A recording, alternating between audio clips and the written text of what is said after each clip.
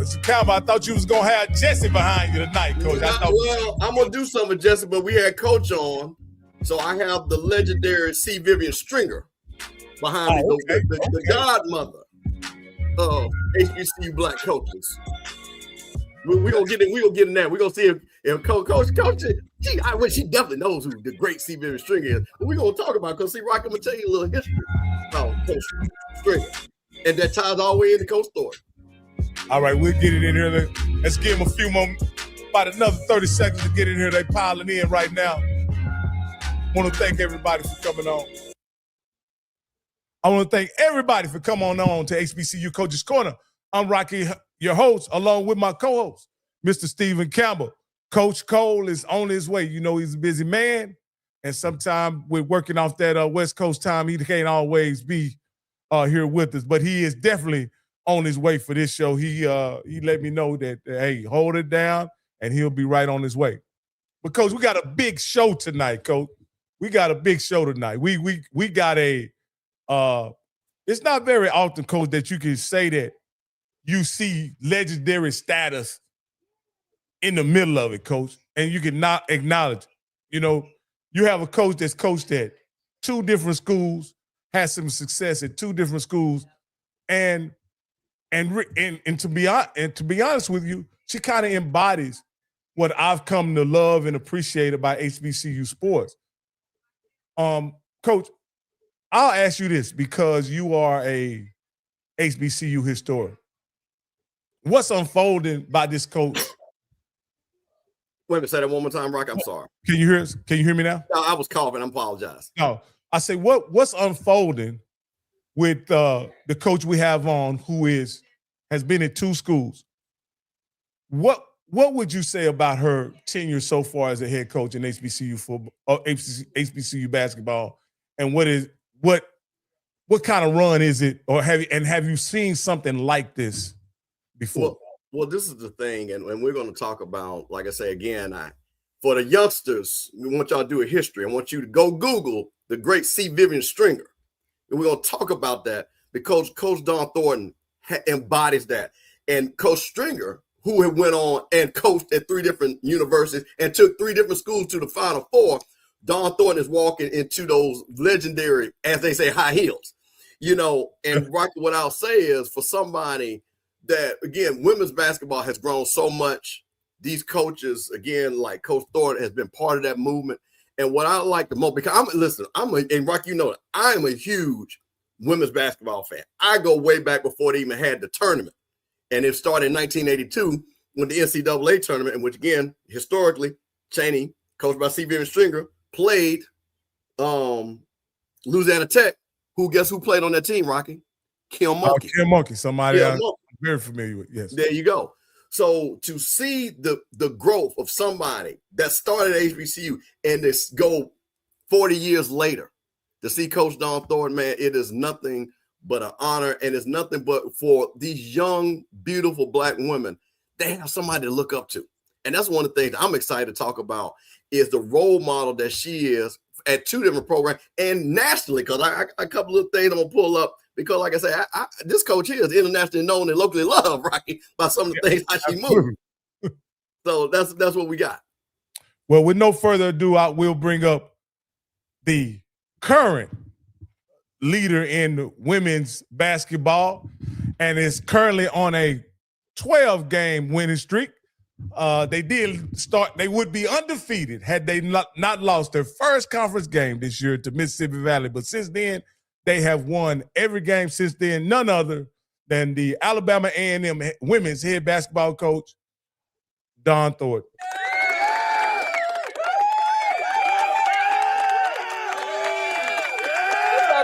What's up? How y'all feeling?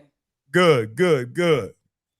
That's Coach, hey, you on a 12-game winning streak, Coach. Hey, and if it's something happen, you got a rattler on here with you, Coach. So if something happens tomorrow night, don't blame it on me. It's definitely him is the reason why something happened. But hey, Coach, I don't think you got much to worry about considering how your team's been playing. But with that being said, Coach, how are you doing? And how's everything going with the Alabama A&M women's basketball program? Everything has been really, really, really great. Thank you all for having me. Let me say that. Taking the time out and want to spend some time with me on this Monday evening. So I appreciate that. Thank y'all. But the team is really good. Really trying to continue to keep everybody locked in. Keeping the main thing, focusing on how we're going to win a championship this year. I have a lot of kids that have been really with me for a long time, and then we brought some great pieces together back here with us. So, we're really excited about where this program is headed. Yeah, Coach, I want to talk a little bit about this winning streak because you started the season off losing to Mississippi Valley. And I'm not saying that to troll you, but I'm just saying it was a surprising upset. When it was very surprising. You lost in a very close game. But since then, you guys have been lights out. Is that loss something you guys needed, or was it a wake-up call? How do you explain that? And then how did that factor into what's happened after that? Well, I honestly tell anybody I'm gonna take the loss as a head coach versus Valley. We played a certain type of ball defensively in the preseason, and we didn't play a game after the Christmas break. Everybody plays the 26, 27, 28, 29th before conference. And so I decided to rest them and teach a new defense during that period of a time to give us more time to learn. And we just weren't there. And so we just went back to the drawing board, my staff and I, and we switched some things up completely within 24 hours, real quick.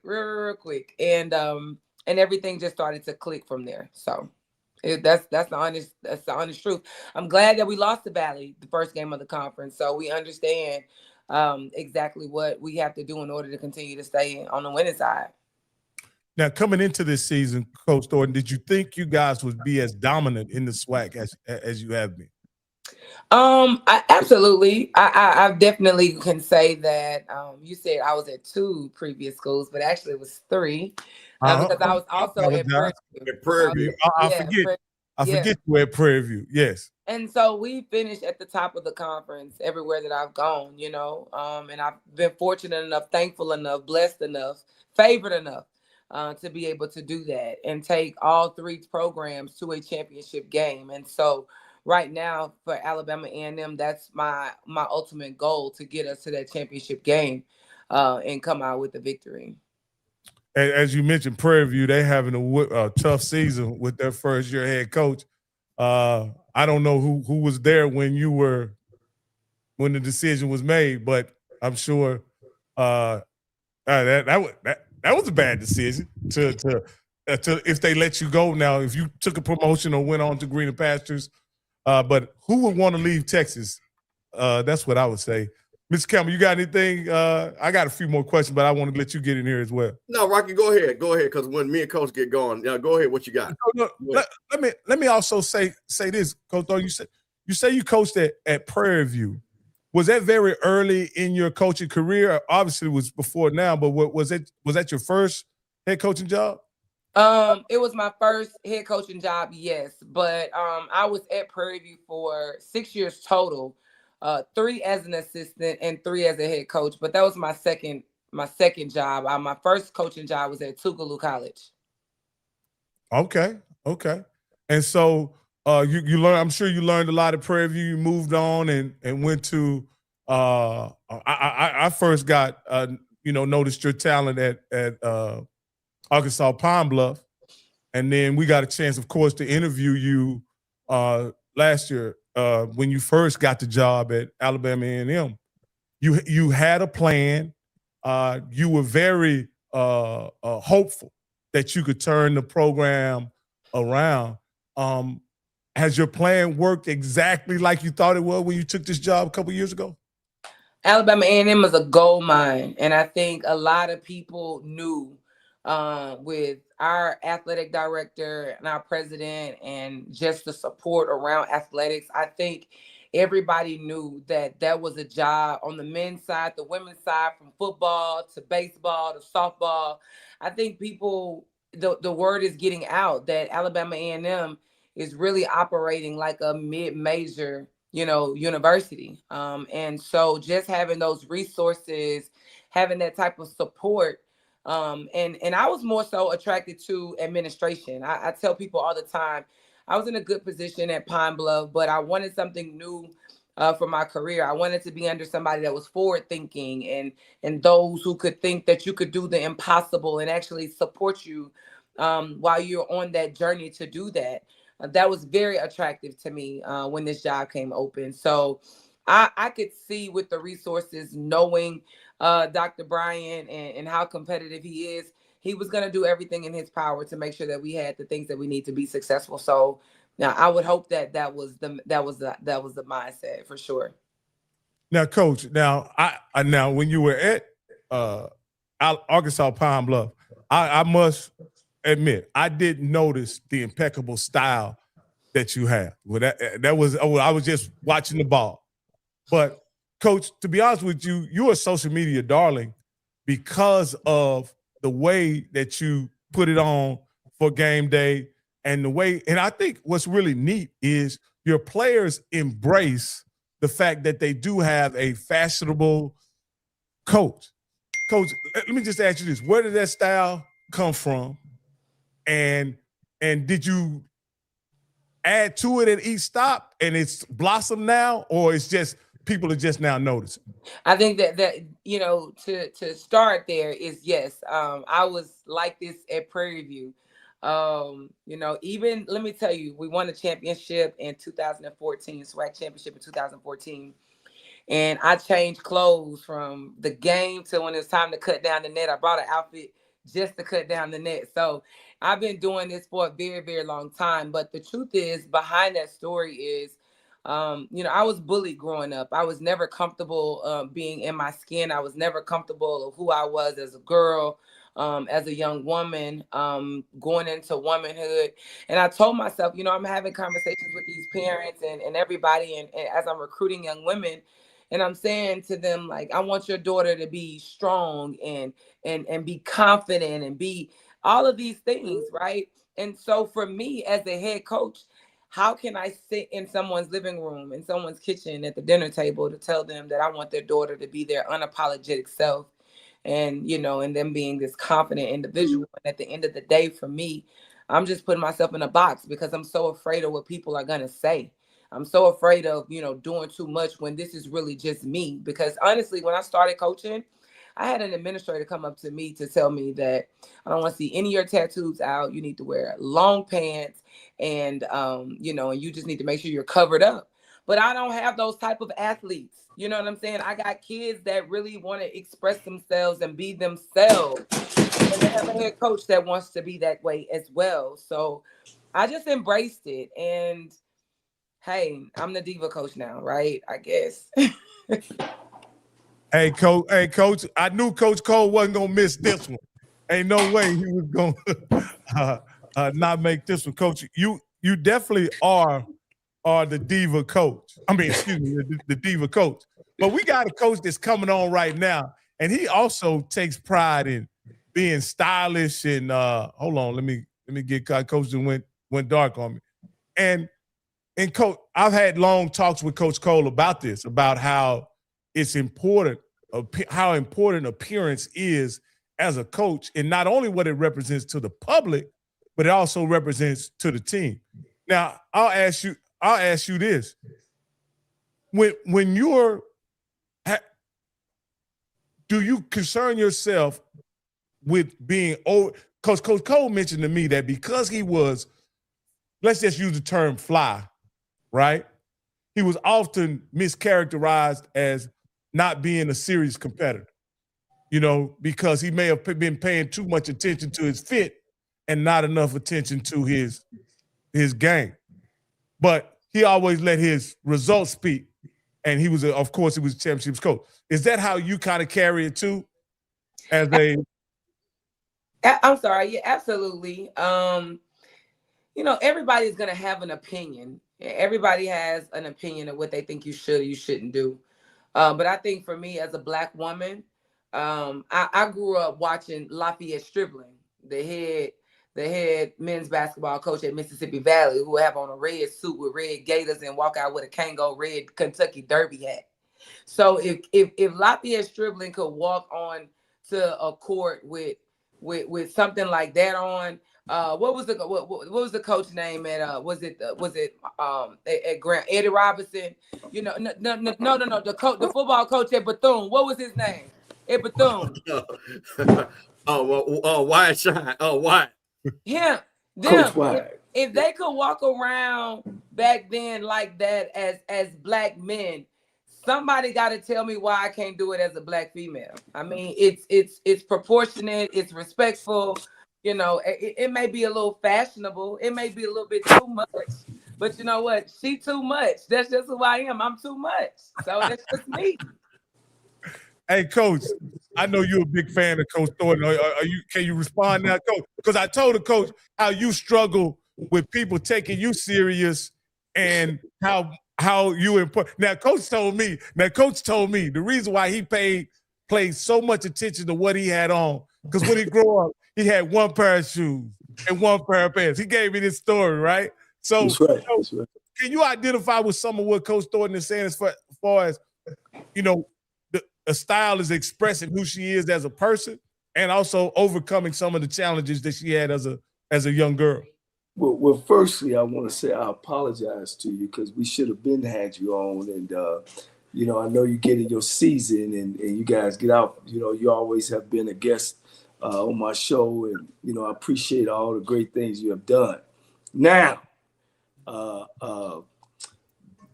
I don't know. Have she told you guys where she actually really learned it from? A coach named Denise Taylor, Texas Southern graduate, was one of the first women that took a head job in the WNBA.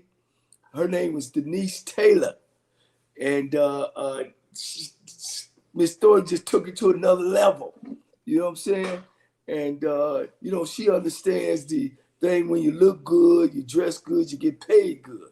You know, so she understands that model, man. And she's swag, Coach. You know, that's how we do it in swag, man. It's just, you know, when you see coaches like Coach Walker from Alcorn, and, man, I've seen them on the sideline kick her feet up and the high heels go up in the air. You know, so, you know, it's rich in tradition.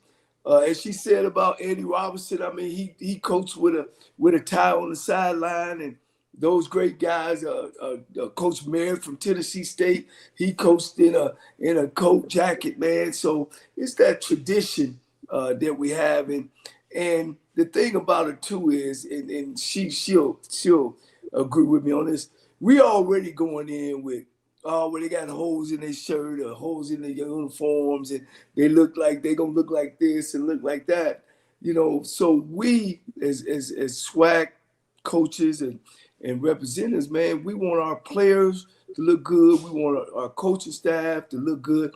I hate when I look on the sideline and I see our African-American coaches dressing like, you know, the coach over there used to be at the New England Patriots, man. Belichick. You know, Belichick, man, we used to be sharp, man.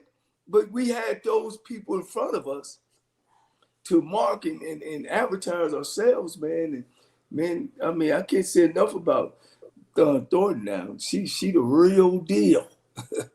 I'm surprised you ain't got an NIL. You know, I'm working on that. Anybody watching, y'all come hit your girl up. I'm working on that. I'm trying to get it. Yeah. So, man, I'm so glad you are on the show tonight, man. And I know we ain't going to keep you in our league too much longer because, boy, y'all doing it on the women's side. Y'all doing it. Y'all coming in and making it happen, man, and getting on out of there. You know, no more can you just stay one place.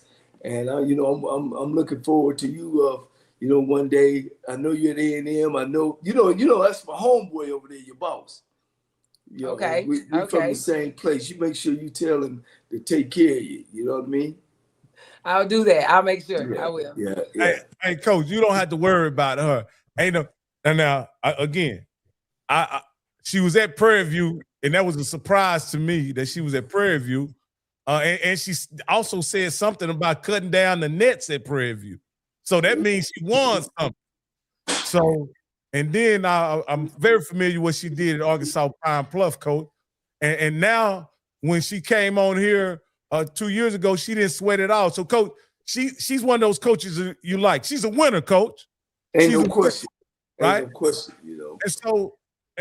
But with also being a winner, Coach, she is a social media phenomenon, Coach.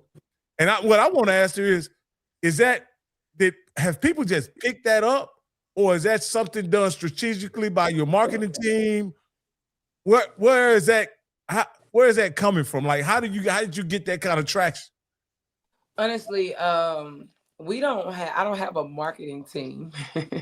I just got the favor of God on my life right now. I think that I have accepted and have embraced what it feels like to just be in your season, right? And when you keep the main thing, and stay focused on your assignment, and those who know my story know how much pain that, you know, I've had and I've endured as a basketball coach, you know, losing everything. So, you know, what you all see now, this is the rebuild. Like, you know, 2.0. I've done this, no, literally as humbly as I am possibly speaking. The last championship that was won on the women's basketball side at Prairie View was mine. And I had 4. Okay, Coach. Talking.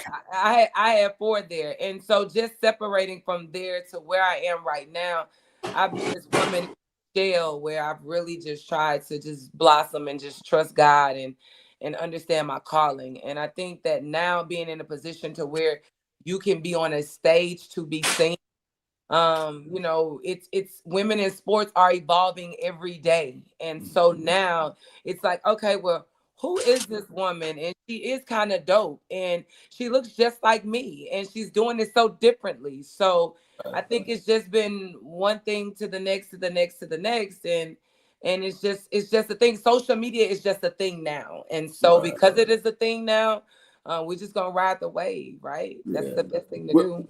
Well, I tell you what, you guys hired a guy that's real good friends to us too, that really kind of started this phenomenon of this HBCU deal. You know, even though, you know, sometimes he was controversial, y'all got Scotty over there now. You need to be sitting up in his damn office and putting something together, because, you know, he got over 28,000 followers probably, and I think it's your time. You know, it's your time. You know, ain't no question. It's your time, and I look for you to do bigger things. You know, if it's still at A&M or if it's somewhere else. You know, I'm just so happy about, you know, your accomplishments. I mean, you called it way back when we first talked. You know, when you were still digging the ditch. You know, now you up on the highway driving in the Benz or something now. You know, but I wish you well. You know, you're doing a great job. Coach Cole, go ahead. Let me ask you this here, Coach Cole. I didn't mean to step in here because there's a theme here that Coach Cole always brings up, Coach Thornton, is that how HBCUs seem to somehow, some way, get rid of their championship coaches. Like that intrigues. Again, I don't mean this is not. It just intrigues me of how it happens over and over and over again at HBCUs. How they find a way to separate from their championship coaches. Coach Cole, it's not just a theme on the football side, huh? Is that? You know, I don't think it's so much on the basketball side, but definitely, you know, football is the first sport of the year, and I really think our women basketball programs have gotten bigger, if not bigger than our men's basketball side. You know what I'm saying? Because our girls are actually now, the women coaches are actually going out and getting big time players. No more are they playing with the small team or the little girl over there across the street. See, they actually still in play. And girls are different than guys. You know, a girl will get tired of playing basketball and walk away. You know, a guy, you know, that usually don't happen. And then, you know, girls are more, and you can correct me, more emotional and more like to be attached to the coach. You know what I'm saying? And she does a fabulous job, how she carries herself, how she looks, you know, how she's trying to not only make you just a basketball player, but a lady once you walk off the court. And I think that's real important. Well, I just find it peculiar. You know, I'm just coming into space in 2021, and to find out that this is a theme on the football side, and to find out, you know, through our conversation we're having today, that it also has been a thing on the women's basketball side of the championship coach the team somehow losing their championship coaches. Again, I don't know the circumstances of which you had to change, Dawn, but is there on the women's basketball side, is there a significant amount of turnover on that side as it is on maybe the football side, and even men's basketball? Since I've been in the sport, there's been several men basketball coaches turning over. You know, I think that's a great question. But I mean, I've been in this conference for a very long time as a student athlete, playing at Jackson State University, coaching at Prairie View for 6 years, Arkansas Pine Bluff for 5. And then I'm in my second season at Alabama A&M. So I've seen the generations. I've seen the turnover of athletic directors. I've seen where, you know, kids are moving from the Gen X to this generation. Gen Z or whatever. I've seen it all, right? I've seen it. And I will honestly say it's definitely tough for us as Black women leaving this conference and being able to go obtain, you know, the next job. And I think at one point last year, I did the math, and in my span of 15 years, it was only 3 or 4 women who have left this conference to be able to have an opportunity to coach at the next level. And I think retaining coaches is something that I think we have to kind of get away from, right? If you want to just be completely honest, because retaining student athletes is something that you have to get away from now, because we're coaching kids from year to year. But sometimes, you know, programs make hires for coaches as stepping stones. Sometimes coaches make hires for people who are retiring and looking for their last job on the way out, you know, or coming back home, for whatever the circumstances are. I just think that when you have something good in-house, you support it, you ride the wave, you water it, you nurture it, and you watch it grow. And their job as the coach is to leave the house better than what it was when they got there. And as long as you continue to have somebody to buy in, to believe in that, your universities, our universities, all of them will flourish and they will grow. But I think that we just have to continue to embody that as an HBCU community in a whole. Coach, let me jump in. Let's talk some basketball, because I think this is important, because for me, like I told you, I'm a big college basketball fan. You're from the state of Mississippi. A lot of people don't know the state of Mississippi is one of the greatest women's basketball producing players in the country. And I'm talking about 30, 40 years. Jennifer Gillum, Jackie Martin, Victoria Vivens, people like that. So I wanted to talk to you, because when I was coming up and watching girls basketball, you saw all these great players. Like I said, I'm talking about Jennifer Gillum and people like that, Janet Lawrence. And they had white male coaches, or they had white women coaches. And then you saw things starting to change as you were coming through high school and stuff like that. And as you can see, I have the great C. Vivian Stringer behind, who paved the road so you could walk. How important, as you seeing yourself, the Dawn Staley's, Nicole, Noelle Ivies, and people like that, Coach Ivy at Notre Dame, and things like that. Tamika Reed, of course, that was at Jackson State. How important has it been for just the young Black women that you coach to see themselves and what you could be? Because I'm curious about when you were at Callaway, and like you said, you played, did you ever think was coaching? Because, of course, they did have the WNBA, but was that something that, because now you start seeing Black women moving into high-level coaching, was that something that you were looking to do? It's crazy that you said that. I knew that I was going to be a basketball coach my entire life. I didn't want to do anything else. Back when you were in elementary school, you used to draw. If you wanted to be a nurse, you might draw like a nurse or something. I used to draw a whistle. I knew that I wanted to be a coach. And when I got into the 7th grade and I really started playing basketball, I had a white woman as a coach.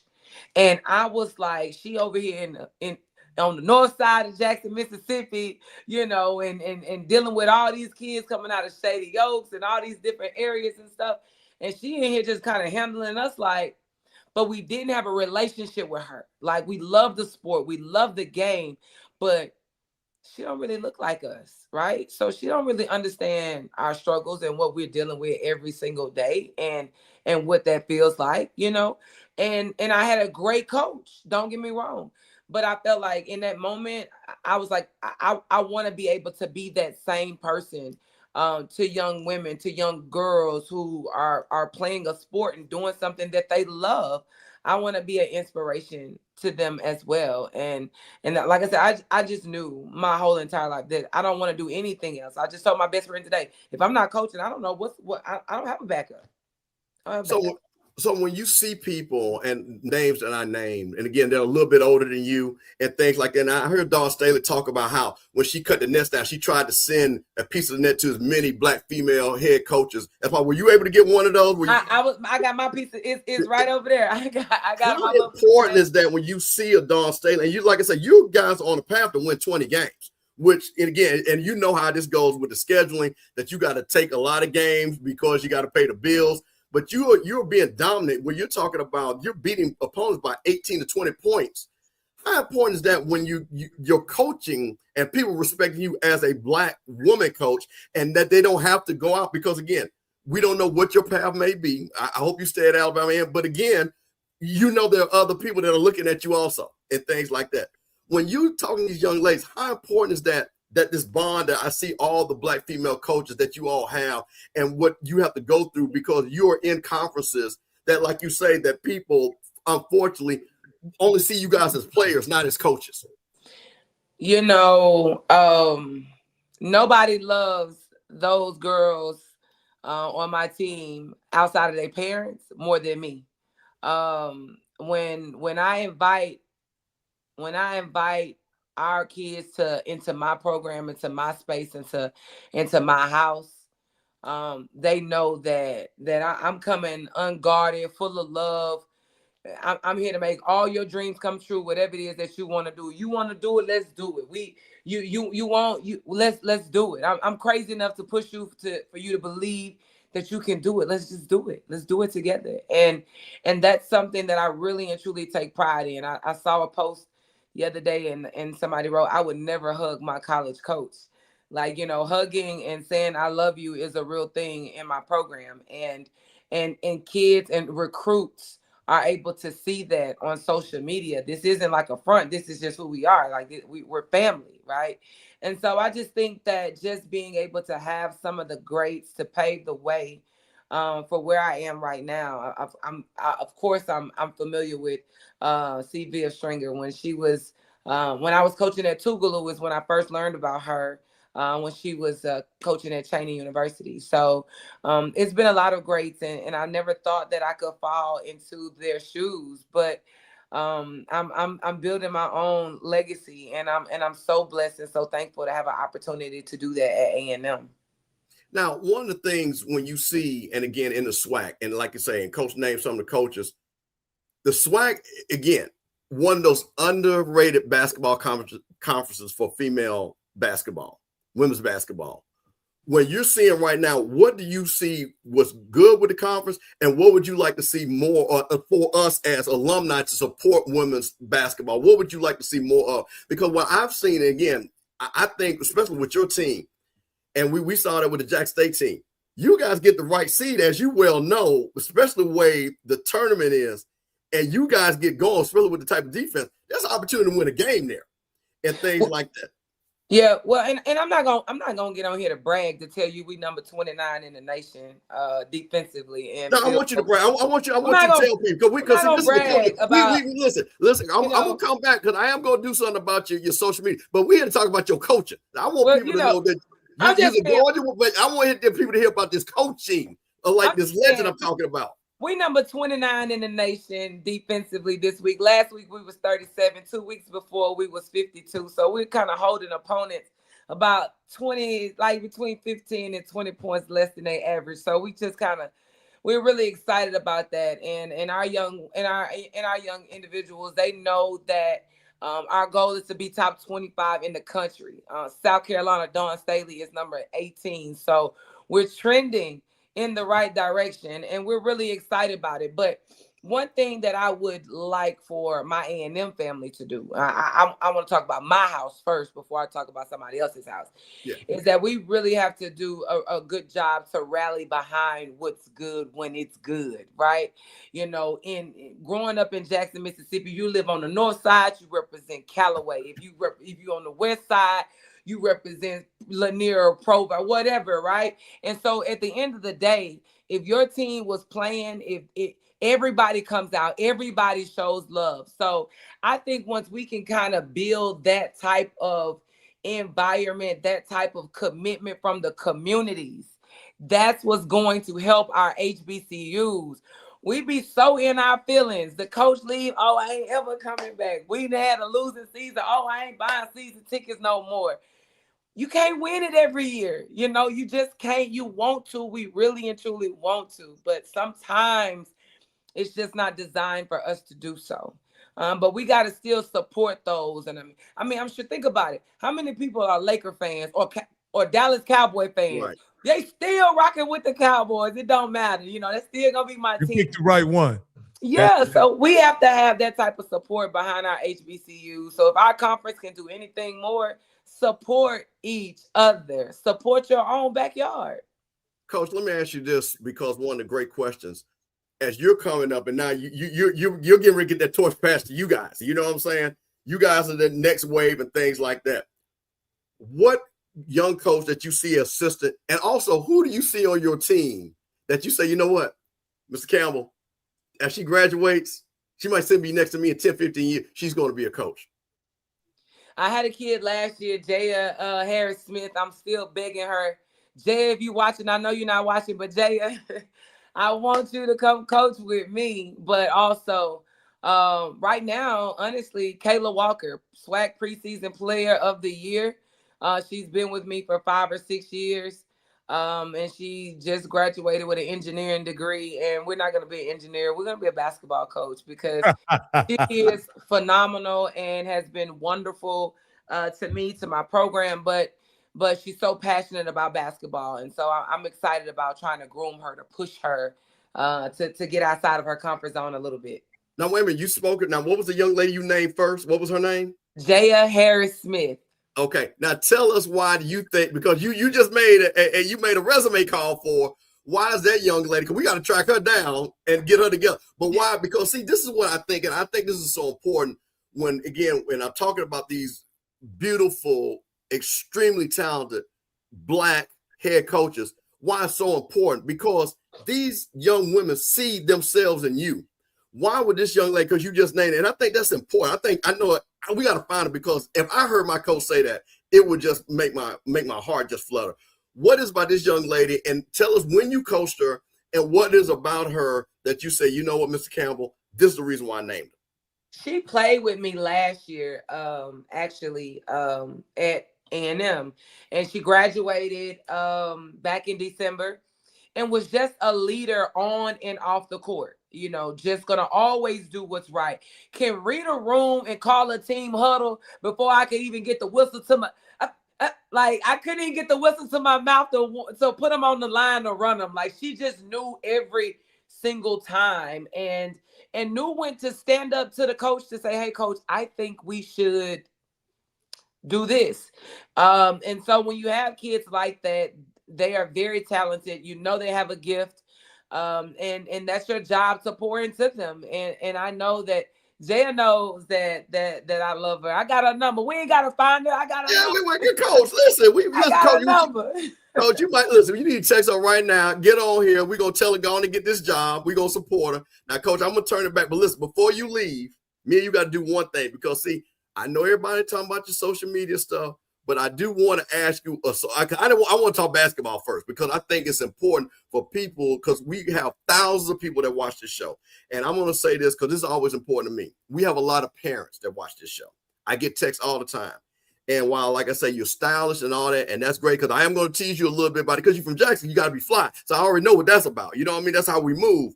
But I wanted people to hear the type of coach you were and what made you to be that type of coach, because this is about basketball, you know what I mean? And things like that. So that's the reason why I asked some of those questions.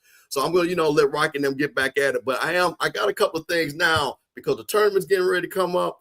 And I want to hear what you think about some of your peers and how they move and how you would match up with them if all things was equal. And they say cut the lights off and lock the gym doors and have your girls against their girls. So go ahead, Brock. I'm gonna let you, Coach, get back in. No, since y'all on this Jackson thing, right? A friend of mine, an acquaintance of mine, Derek Thomas, mentioned that Coach Thornton was an outstanding basketball player at Callaway High School, and that there was a very memorable game that she played in. I think it was 1998. I remember. And Coach, I know you probably fell in love long before that game happened. But why is it? Because we spoke earlier today. Why is that game so memorable to you and the people of Callaway? Like that's what Derek mentioned to me. You lit up when I mentioned it to you earlier today. Your mom even chimed in while we were having our discussion. Why was that victory so important against Merle? You know, I think back in the day, the JPS Pepsi tournament that was held at Forest Hill High School was one of the hottest tournaments that you had right after Christmas every year. And, you know, we would come so close playing in state every year. And I think that even playing the Callaway, the Merle rivalry, that was our rivalry school. And it was just always that, you know, it was always wall to wall. Everybody can't even get in. It's 2,000 people inside. It's 1,000 people outside. It's every hometown rivalry field atmosphere. It's just crazy. And Merle just won a championship the year before that. You know, Tamika Reed was on that team. Ebony Felder, she played at LSU. Keisha Tardy, Ebony played at UGA in Georgia. They had all these Power 5 kids on the team. And boy, we came through one day and you know, we knocked them off their block and everybody just went crazy. And listen, it didn't matter. We won another championship ever in life.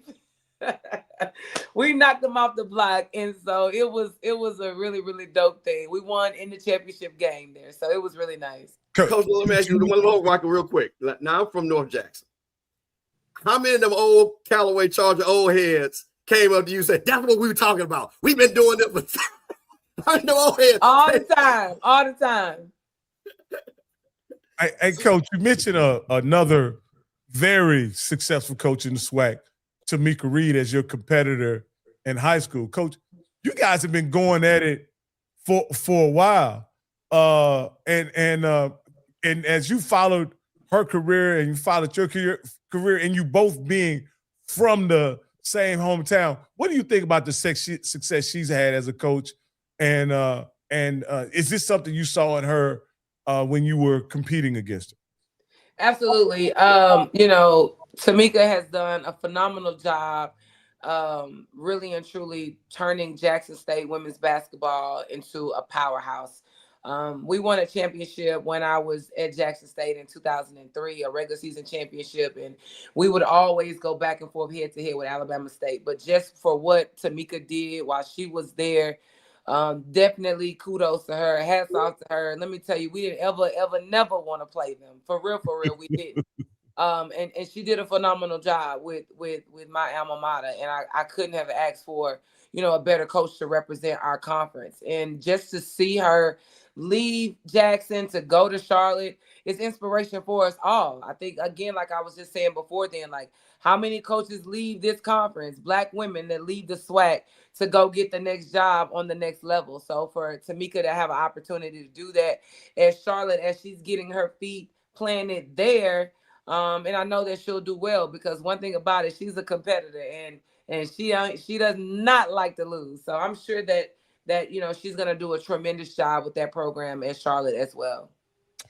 You know, Coach, as in this era, as you were a hooper and you went off to college and played ball, and now that you're a head coach and the landscape has changed, what is the most difficult aspect of coaching in this particular era of coaching? You found a tremendous amount of success, and you've transitioned in. You've been a head coach. The transition from literally, it was against the rules to buy the kids a burger to now certain kids are expecting to get paid to play. What's the most difficult thing that you deal with on a day-to-day basis now that the you're in this pay-for-play landscape? First off, shout out to all my people on here for Jackson, Mississippi. Jackson, Mississippi is in the chat. I see it. So shout out to all y'all. What's up, my Callaway fans? Jackson, my hometown people. So hey, y'all. So I definitely want to speak to them now. But before they tap out and go to bed on me. But listen, I will honestly say managing personalities. On the women's side, you know, you don't have to deal with the egos, you know, and any kid that had a handler when we were recruiting them and their parents, I mean, they got somebody called, well, she needs this amount, she needs it. I don't even want to entertain them because I don't have the capacity to try to make a kid happy based off of $1. What I'm going to sell is me, right? I need you to commit to me. I need you to commit to Alabama A&M. I need you to commit to wanting to leave a legacy and wanting to be a part of history. And everything else is going to take care of itself. You commit to me, I'm going to take care of you. And you can check my Carfax. I take care of my kids. I don't tell them one thing and it becomes something totally different. And I took care of all of them. You know, we have one of the largest pool of rev share in the conference, I do believe. And so all of our young women, including our freshmen, are very well taken care of. They could buy me a ribeye steak on any given night. So, you know, they don't have no complaints. Absolutely. Hey, Coach Cole, I see you ready to get in here, Coach. You on mute, Coach.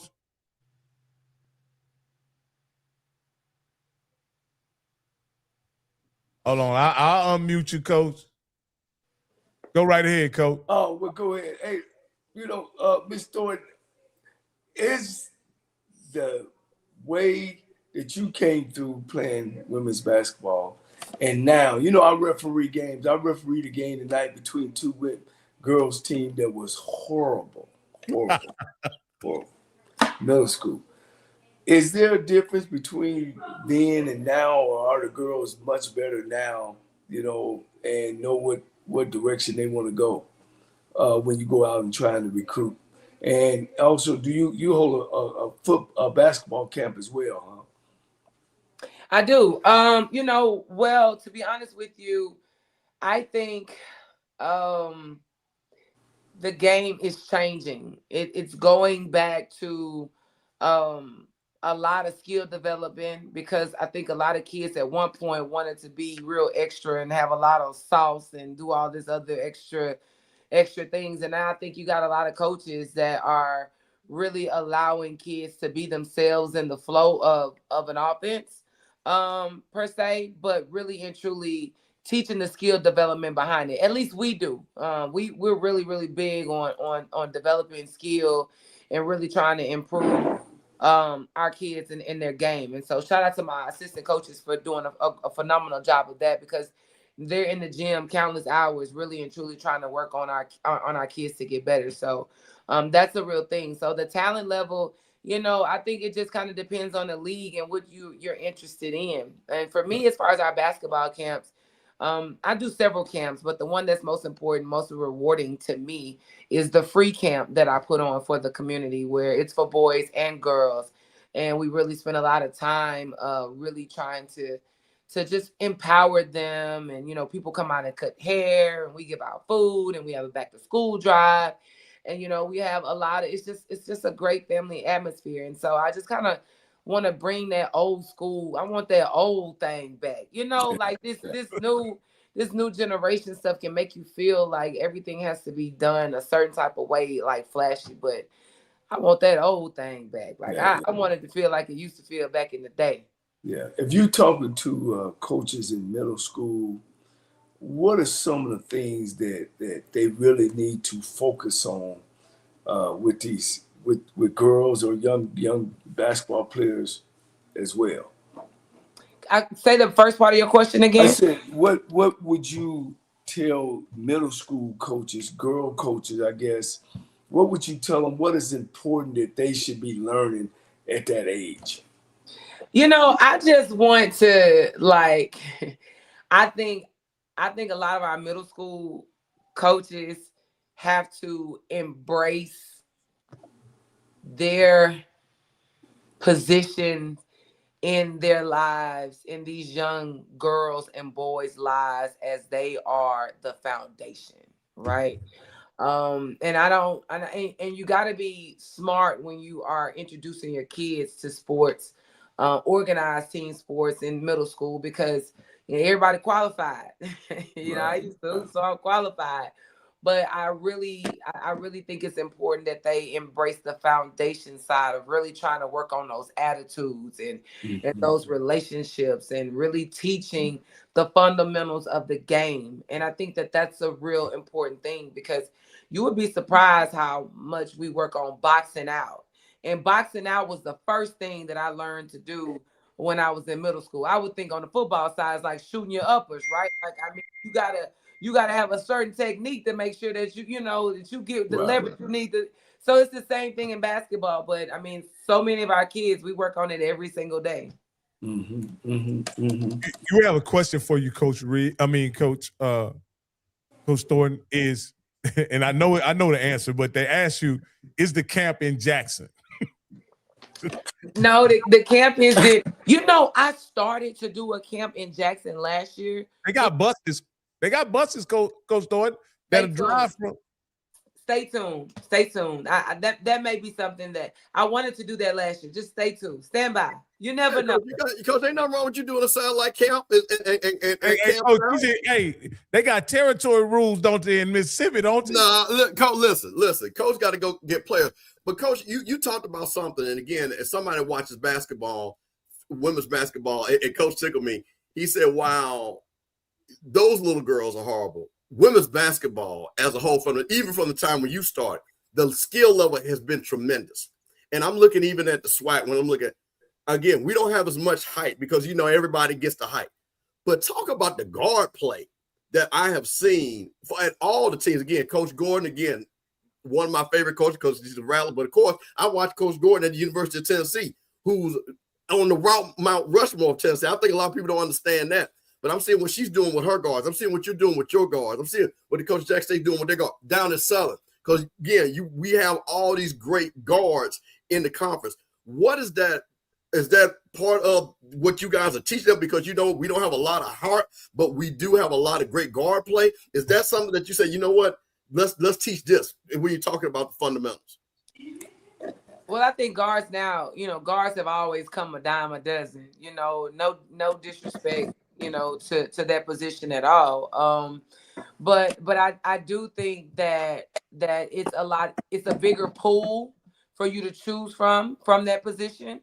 And so, and I think you can handpick what you want in those positions. And I think that coaches are being more creative as to what is important to their programs and how that fits into their systems. And that's how they're making those decisions, because it's a lot of great guards in our league for sure. How hard is it for you all as coaches in the SWAC to recruit the size, the young lady, the 6'3.5", 6'4", up to 6'5"? I know you go to a lot of these tournaments and stuff like that. How hard is it to try to get that post player that we've seen, again, that can take you to a Final Four, that can help you win a conference championship because of the way the women's game is structured? Well, recruiting comes second nature to me. So that's easy. So, Coach, you just go out there and get. So let me ask you a question. Well, since this easy, what is the type of player when you're going out at these tournaments and stuff like? Give us the 5 things that you're looking for that checks boxes to say this person could be a Lady Bulldog at Alabama A&M. Well, character is very important to us. You got to have good character. You got to be able to be respectful to your parents, to your coaches that you're playing for now. And I don't do attitudes. So, I'm watching how you respond. I'm watching to, the way that their body language is. All of those things are very key to me when I'm looking for talent, for sure.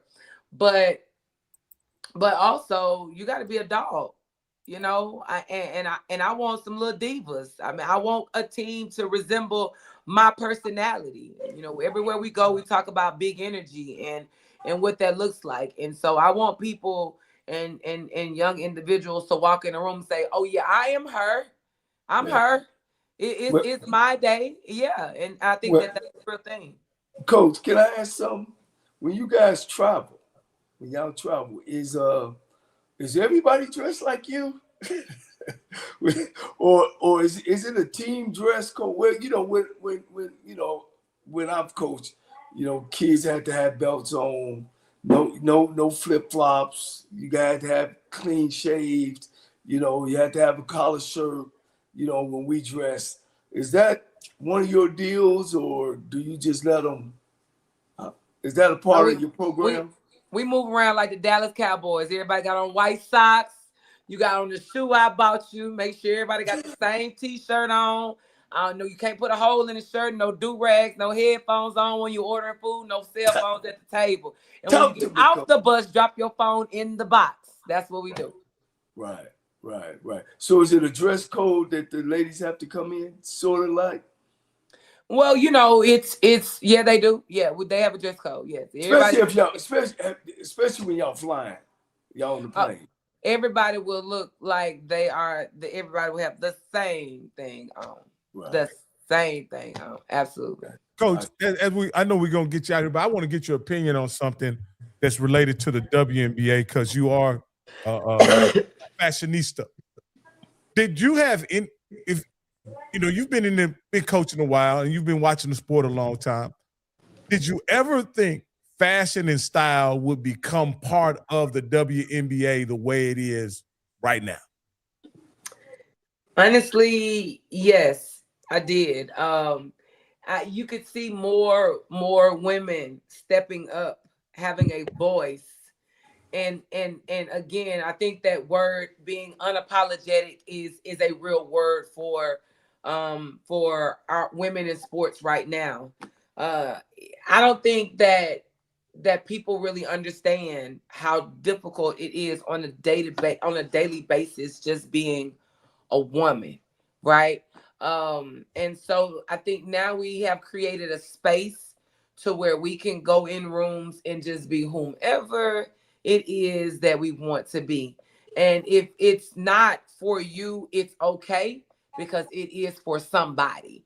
And now, even for me, like I have so many people come up to me and just say, you just don't know how you inspire me. And I'm like, all I did was I just woke up this morning. That's it. And so just having that type of mindset and that type of mentality, we're just going to go in spaces and go in rooms and just be ourselves. And who cares what you think? Yeah. Coach, let me jump in here because I know we got to go, but I want to play this game because, again, I thank you but Rocky led into something. I'm going to share my screen because I saw this and I was fascinated, and I'm going to share my screen, and I want you to tell us what you were thinking when you put it on. That's the game we're going to play. Hold on. Let's see if we can get in here. Coach, you got a whole article written about 7 times Coach Dawn Thornton will study fashion. Now, Coach, did you know about this article? No, I haven't Coach, seen. you got a whole article about you on a website in India. Okay? Did you wait now, Coach? Wait a minute now. Folks will check you out. Now, Coach, they said 7 times. Now, Coach, I'm going to ask you a question. We're going to scroll through these. Okay, can you see this look right here, Coach? I can. Tell us about this fit, Coach. Now, how did this come together right here? I have a stylist, and her name is Tanya Pugh Johnson, and she's out of Birmingham, Alabama. And last year, she came out to my house, and we just talked about everything. What color you like, what you don't like, how you want the clothes to fit, how you like. We talked about it all, and I just trusted her enough to where all I wanted to do was focus on basketball, and she was going to put everything else together. And so I didn't have to do nothing but focus on basketball. She would bring those clothes in a bag 2 hours before the game and say, here, you wearing this today. And I was just like, okay. Okay. Right. Let's go to the next one here, Coach. Now this one right here, I saw so many people repost this one. The hair was herring. Everything was done. Now, Coach, what were you thinking on this one? That piece was very special too, because a young Black. So here's the thing, though. And I don't mind. We could talk fashion all day. Here's the thing. you know, a lot of us as coaches, a lot of coaches are in position to wear whatever it is that they want to wear on the sideline. No disrespect to anybody. I've seen the labels, the names, and everything, right? For me, my platform is I want to put other young Black artists and creative designers. I want to put them on a stage. I don't have to put all of the other labels that says Saks and Neiman's on a stage. I'm going to support my African American community. So a young woman actually hand painted everything that's on that outfit. And so you know, I'm gonna make that big. I'm gonna see if we make that big on that. Can we know who her name is? She's tagged on the. It's so many, Coach. I get somebody for every game, kind of, sorta. Wow. But it was actually tagged on there. But you can see those are words that are like hand painted on. Okay, right. Yeah. Okay, Coach. Now we're gonna go to the next one, because like I said, it's to me, and I'm gonna get to a point of something that I'm just saying. Okay, now this one. Now, Coach, I'm gonna tell you this. This is a funny thing. So you wore this, right? And what's funny, like you say again, all of you amazing Black female coaches, you all are style makers. I got a phone call about this right here, Coach. One of my boys said, "Hey man, I'm watching this game." Now, Coach, this was simple but elegant. Now, what was that, Coach? Let me ask you a question. Also, are you undefeated in all these fields? I think every time you go viral, you guys win too. Is that also true? Close to it. You know, I've been fortunate enough to just win some games, and so I don't know if it has anything to do with the outfits, but you know, now that you brought that to my attention, let me pay attention more to what I'm wearing and winning. So I'm going to focus on that. But I got a question too, Coach. But I'll let Mr. Campbell finish his. All right, Coach. Yeah, we just got this one right here. Now this one, Coach, this was really interesting because you had to. Let me see. Oh, hold on. Let me see if I can play that. Let's see. You had to go jump to Instagram. I think this might be a video right here. Okay, let's see here. All right, let's see. Can we now, Coach? Let's see. Okay, hold on one second. It should be playing. Why is it not playing? Oh, you know what? Why is it not playing there? Okay. You know what? Hold on. Okay. I tell you, we'll come back to that one because that's a video. I'm gonna come back there. Let's go to this one. Right. So look, so peep this. So talk to me, Coach. That outfit was hand painted as well. So that's a basketball court that was painted on to that corset that I had, and then the logo, the Bulldog logo, is on each side. And the vintage brooches, I had a lot of brooches that were on my shirt that came from a Black consignment boutique seller in Birmingham, Alabama. So those two pieces are very special too. Yeah. Now, Coach, here's the thing I also noticed. Is the hair first and then the fit, or do you say the fit and the hair got to go with the fit? How do you work that? The hairdo got to go with the fit. Okay. It got to do that. Wait, I did an interview today and they said, well, what are you going to pack in your bag for the swag tournament? I said, maybe about 2-3 wigs. Who knows? I don't know. Who knows? Now, Coach, I hope you can see this. This is the one because, again, it'll tick. Now, this one when you was in all Black gangster look. Now, what was this about, Coach? We was going for some Nino Brown, New Jack City vibe with that. We kind of just wanted to thug it out a little bit. But listen, here's the thing, because you're from Jackson, but see, thug with a little bit of class. You know what I'm saying? A little bit of class. Hey, Coach. It's like my grandma say. Coach, you can look at it, but don't play with it. Coach Campbell, you slam dunk her. She ain't know you done all your research. Listen, man. I'm ready. I'm ready. I'm ready. If you gonna come on HBCU Coaches Corner, like Coach, I think this might be the last one right here. Oh, you went by it. That one right there. Yeah, right here. Yeah, this one right here. And like I said again, now, Coach, you had the bomb. You got your hands. It looked like you was coaching her. Now, Coach, talk to me about this. I think that was just another statement piece. The Black was a color that I really wanted to wear last year. It was just something that symbolized, just I just want to just kind of just I just want to dominate, and I want to be in black. I want to shut it down. Like that's just. Hey, well, I'm gonna Coach, I'm gonna say something for the other SWAT coach. We can't stand you. I know. Well, you already answered my question. My question gonna be, do you take the fashion as a competition? And I see that you definitely do. Yeah. As far as, maybe not a direct competition with someone else, but you do want to be impressive from a fashion standpoint. And like you say, you shut it down several times this year, Coach. No doubt. I'm just in my own lane, and I really don't focus or worry about what other people do. I really don't. There are a lot of beautiful black women that represent their programs to a high standard and look very, very well doing it. But I just do my own little thing, and I'm excited about those opportunities and what that is afforded to be able to do. So now, Coach, this is my last thing, and this is the reason why I wanted to set this up, because I have daughters. And again, as we all do, I have black mother, beautiful black mother.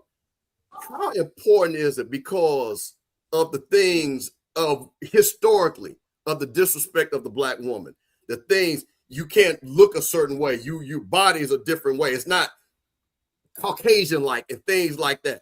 How important, when I see all these young basketball players, as you say now, are understanding that they are a brand also, which allows them to get brand deals, to get NIL deals, to be marketed and things like that, promote the university and stuff like that. How do you feel when your players, and like you say, other young, when you go to these camps and they say, Coach, I just appreciate the way you look and how you carry it. Even the parents, I'm pretty sure, and alumni say that to you. How do you feel about that? Because I think that's just so important. Again, because I come back to, again, when we have white coaches on the sidelines, we had white, and again, great coaches, you know what I'm saying? So Kim Mulkey, great for her to LSU. But listen, look, Dawn State, that's my girl. You know what I'm saying? CBS, that's my girl. You, my girl. So I know how important this is, because you're representing not only basketball, but again, as they say, you're representing our culture. I do appreciate that. It's a real thing to represent our culture with class. It's a real thing for me to really and truly be a mentor or be someone that my team wants to look up to. So I just kind of keep the main thing again, and that's just being a light to those. I'm not I've heard my whole life you shouldn't wear this, you shouldn't do this, you shouldn't do that. Like, I mean, I don't know how do you, as an individual, as a young woman who wants to be successful, who wants to grow and to thrive, like, how do you have this success when somebody's always just continuing, like, just beating you down? And I can't control how God made me, right? But and if they sold it on the rack in a size 14 for you and you 5'7", why can't I wear it and I'm 6'2"? But I just think that we just have to do a better job of using spaces like this to speak, so people can understand who you really are, because a lot of people have this misconception of who I am, but that's just because they don't know me. And I'm okay with that. I just continue to do the things that I need to do so I can inspire, serve, and motivate those who I deal with on a daily basis. Well, Coach, I want to make this last statement. The reason why, and that's why I want to point this out, because it's about depth. And I think I wanted people to understand, again, you're from Jackson, you went to Jackson State, you are an HBCU person through and through. You coach at an HBCU. And what I have seen, and again, I'm just an advocate for all our schools. I sponsor a lot of things and things like that. It is always important to let people know where we come from is always good and even better than where you came from. So I appreciate you, Coach, because a lot of people say the social media thing. No. It is a method to the madness. And it's about carrying that torch, like I say. And everybody, like I say, go see Vivian Stringer was sharp with them heels in that brand when she was at Rutgers. So that's what I'm saying. This is something that has been passed on from generation to generation. Coach, like I said, I appreciate you as a fellow Jacksonian. I'm proud of you. And like I said, I'll see you when y'all play FAMU. Thank you. I appreciate that. Seeing the bigger picture As far as social media is concerned, seeing the bigger picture is a real thing. You know, we have increased our social media presence tremendously. And the one thing that my program understands, that my staff understands, it is bringing recognition to our schools. So people are like seeing, you know, this is the diva coach, but this is a diva coach. And where is she? Who is this lady? Right? Which brings more attraction to our university, to our campus, and brings people where? To the games, out to do what? Buy a ticket. And those are the things that we want to continue to happen. So I'm excited about the platform that I have, and I try my best to represent it with class at all times. Hey, Coach, I just want to say something before Coach Cole wraps it up. Coach, if this coaching thing doesn't work out, I believe you have a future with your personality and style in media. You know what I mean? So if for some reason that coaching thing doesn't work out, I think you certainly can get in front of the camera and communicate the game. Sure. That's what the young folk do. I get clock it. I got that. I'm okay. I got you. And to our local commentator on our staff, which is Coach Cole, he's a commentator. What do you think about it, Coach? Does she have a future? Oh, most definitely. I mean, you know, a personality, and these the kind of people that we need to represent our schools. You know what I mean? We don't need to let this talent get away. Or that she need to be able to come back and talk about women's sports, because it's coming from the heart, you know. And that's one thing about, you know, playing and coaching for us and by us, man. It comes from our heart. You know, we always talk about, you know, why some of the HBCU coaches will coach at the HBCU school before they go on to a bigger school. It's just we coach from our heart. You know, we coach for a reason. We're not coaching mascots.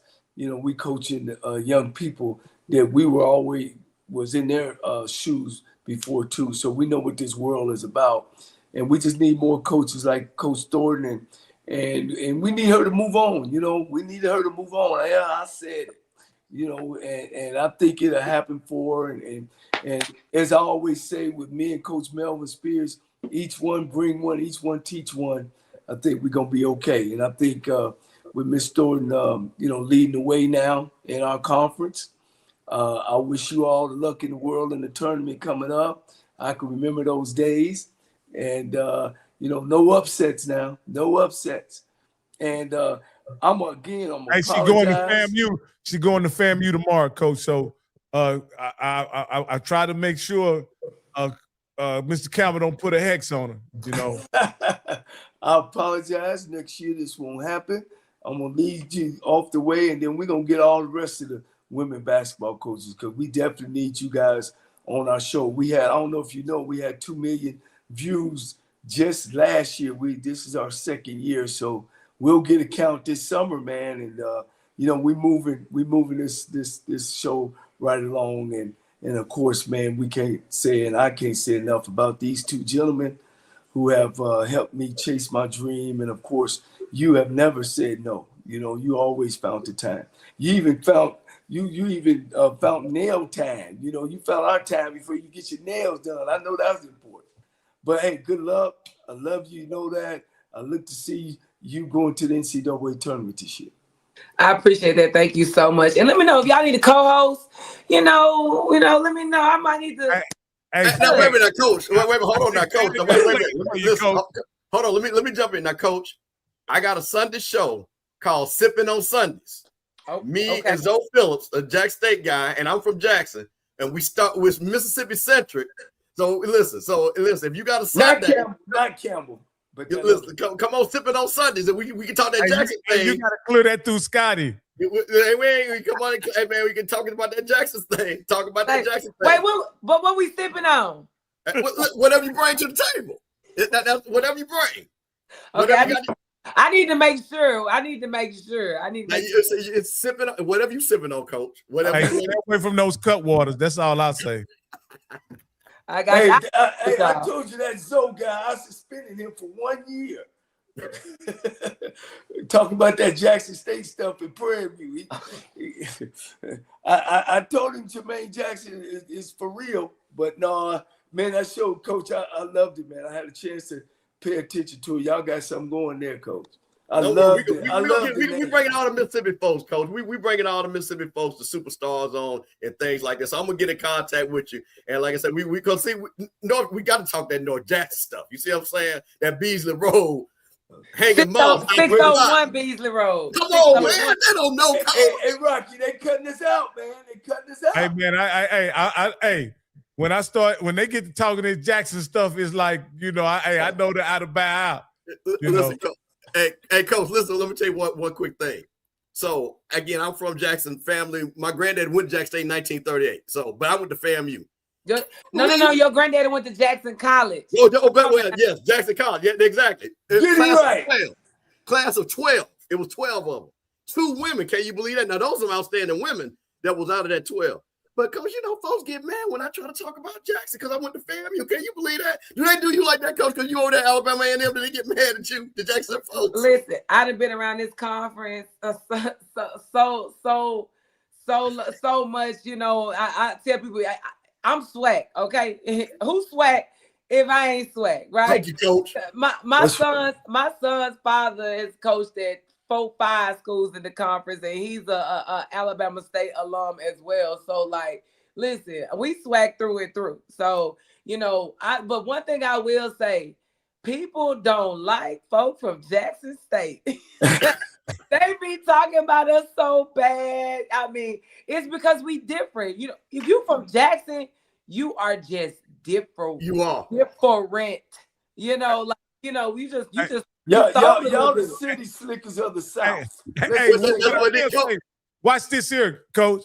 I think they got a mafia running in Jackson. We got Ashley. We got, former Coach Tamika Reed.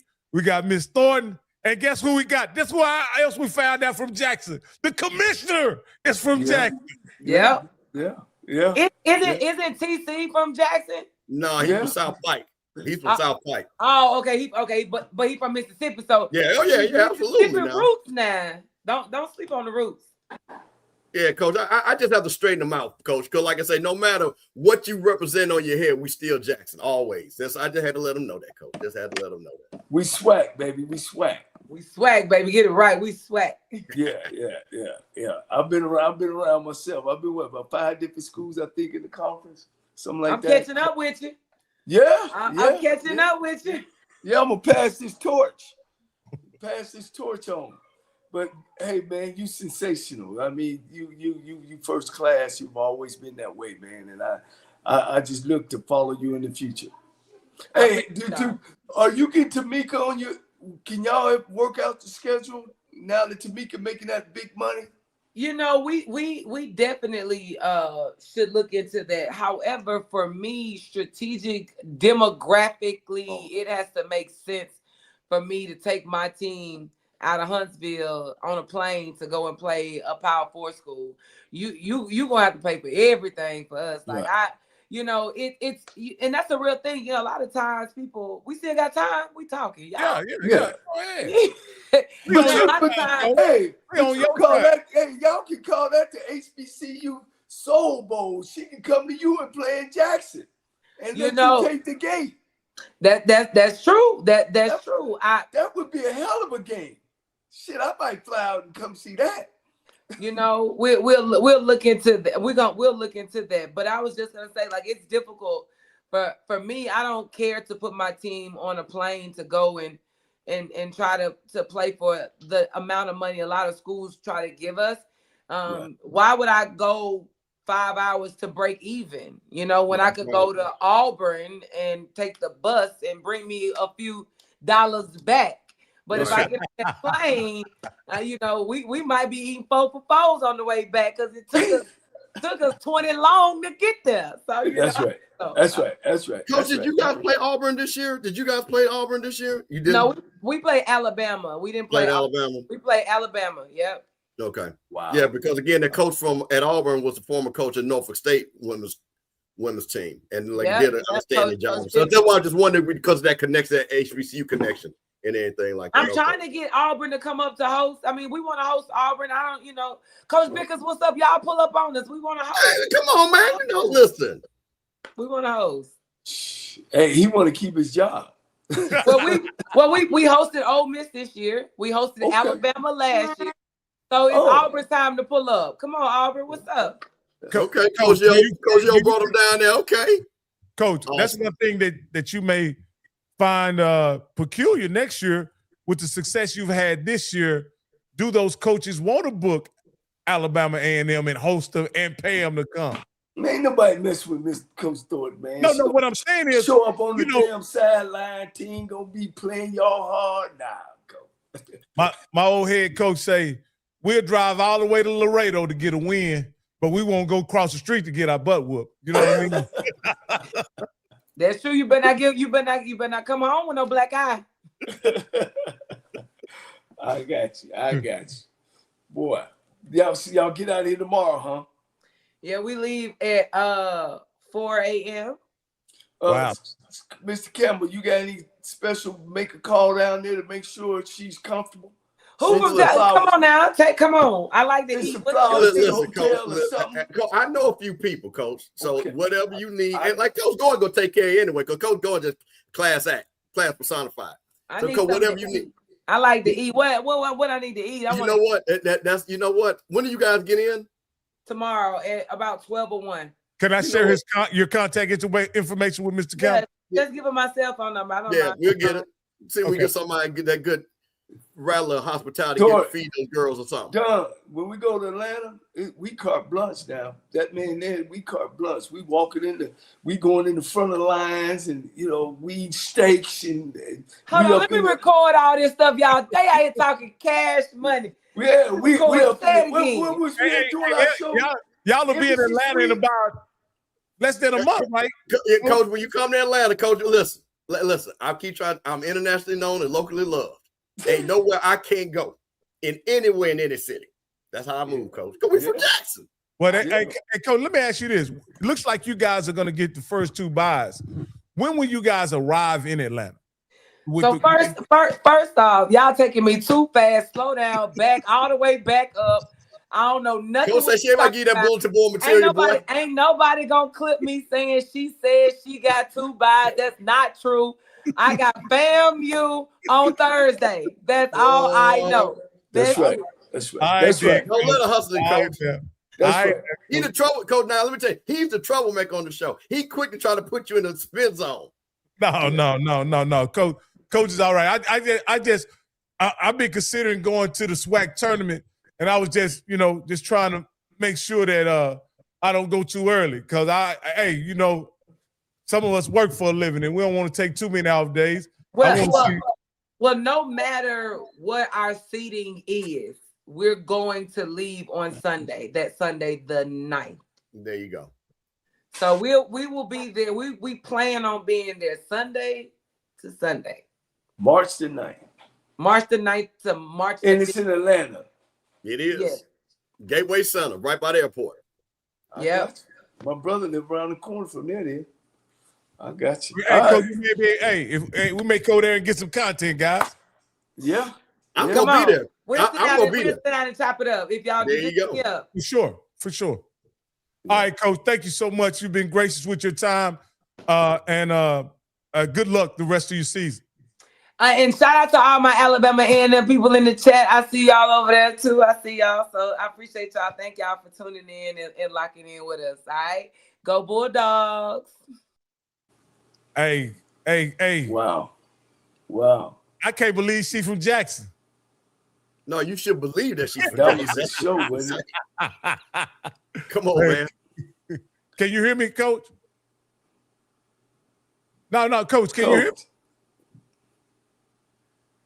Can you hear me? Can you hear me, Campbell? I can hear you perfectly. Can you hear me? Can y'all hear me? We can hear you perfectly. I can't hear y'all.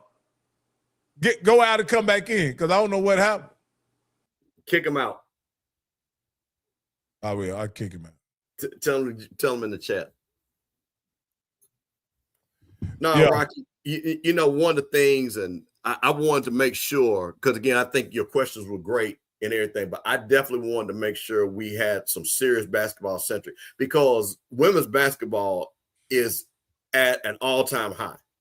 And I think, again, what I'm hoping for, because basketball, unlike football, they can't use the delineation. Oh, this FBS and this is FCS. This is all D1. This is all D1. So again, you can be, and we've seen mid-majors and both our men's and women make runs. So that's the reason why I'm curious, and I want to see our women's game, because there's an opportunity because we are a mid-major, to build it up to a mid-major where they can make a run in the tournament if they get the right seeding. So again, you're talking about, again, coach, depending on what happens, well, whoever the SWAC champion is, they're probably going to, Texas is probably going to have a region. They'll probably end up down there in Texas or maybe over South Carolina. It just depends. But I'm more likely to Texas, because I think that's really where they push them at. I don't think they're going to push them all the way up to Connecticut. But I think, again, depending on where that region is, like I say, see if you can catch somebody slipping. That is my biggest thing. That's the thing about, I think, winning. I think this will even be a struggle once SWAC programs get up to a certain level in any sport. You're going to have trouble booking games against formidable candidates or formidable opponents, because guess what? Matchmaking is going to get difficult because nobody wants to book a loss. You know what? Well, let me say this. I want us to get to that level, because that means we're getting that level. But we're playing at that high level, like Jackson State was a couple of years ago. To your point, we want to get our women's basketball to that level where, again, ball bounced the wrong way. LSU was up out of there. Should have been up out of there. But again, it's basketball is what it is. Coach Reed, Coach Mulkey was very complimentary of Coach Reed that year that she played her in a real tough game. But if you notice, she didn't book her that next year. It was a short drive to Jackson. No. She didn't. Listen, Coach Mulkey don't want to see none of them black coaches, because they be putting that whoop on them. She don't want to see none of them black girls when they come down there rolling on her. So, like I said, what I'm excited about when you talk to a Coach Thornton, a Coach Reed, and things like that, they understand the assignment. That is the thing about it. They understand, because, again, like I say, again, I'm just a huge women's basketball fan. Carolyn Peck, like I say, Dawn Staley, again, C. Vivian Stringer. These women, like I say, have laid the groundwork for Coach Thornton and them to come and take it to the next level. And like I said, we'll see what happens. I don't want her to go anywhere, but I tell you one thing: when you start winning 20+ games, people start noticing. But I mean, this is why coaching is so important. Like, winning has followed her. I looked up her resume. Winning has followed her. In previous generations of coaching, she would be at one school for 25 years, wouldn't she, Coach? Like, she wouldn't even move around the way she's moving around. But with success becomes opportunity, and with opportunity, these guys move around. I can't conceive why a school like Prairie View would get rid of a coach of her caliber, considering that she won a championship. I'm gonna have to look into that and find out, just to satisfy my own curiosity. Yeah, well, stuff happens. Things change. And again, and I'll say this, Coach Quinn Grace said this: what I was before is not who I am now. So there's growth in her coaching. You know what I mean? And things like that. So when she was a young coach then at Prairie View, she's a seasoned coach now. So you see that happen. I don't think that. I honestly, that's a no story to me. The story is where she is now, where she's got this team beating people by 20+ points on the road to being a 20 victory team, and really going to do some damage. And again, like I said, they're in the first 4 years. I get it, but guess what? Getting in the first 4 games and win it, the check is still the same. A win is a win in the NCAA tournament. So if she can get it and get into the big dance, then so be it. I think we were gonna have a special guest, a SWAC football legend, jump on, because I actually wanted to talk to Coach Cole about some of the moves that are being made by some of the teams. Me and you briefly talked about Marshall Faulk not being present at signing day. I don't think that's a huge story, but I do think it's a different approach, don't you think? Maybe signing day isn't as important as it is. I'm going to defend it. I don't know this, but I will say this. Marshall Faulk, Emmitt Smith, those guys like that, Dion, those guys have sponsors. And Super Bowl week, they get paid for those sponsors. That was booked well in advance before he got that job. So somebody, I'm pretty sure we go look and see what he was doing. He's probably out there with a sponsor. He wasn't out there going to parties. He was probably doing Radio Row and saying, I'm sponsoring Row or some heart medicine or something like that or whatever. Maybe.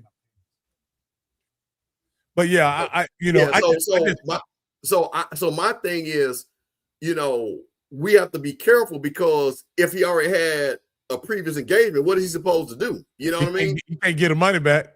He can't get the money back and stuff like that. And I want to say this. So, Edwin, okay, let me do this for us basketball people. Sydney Carter, who played at Texas A&M, won a national championship. Sydney is actually more like works with the players far as their personal, like more of a personal GM. She's not an X and O's coach right now for them.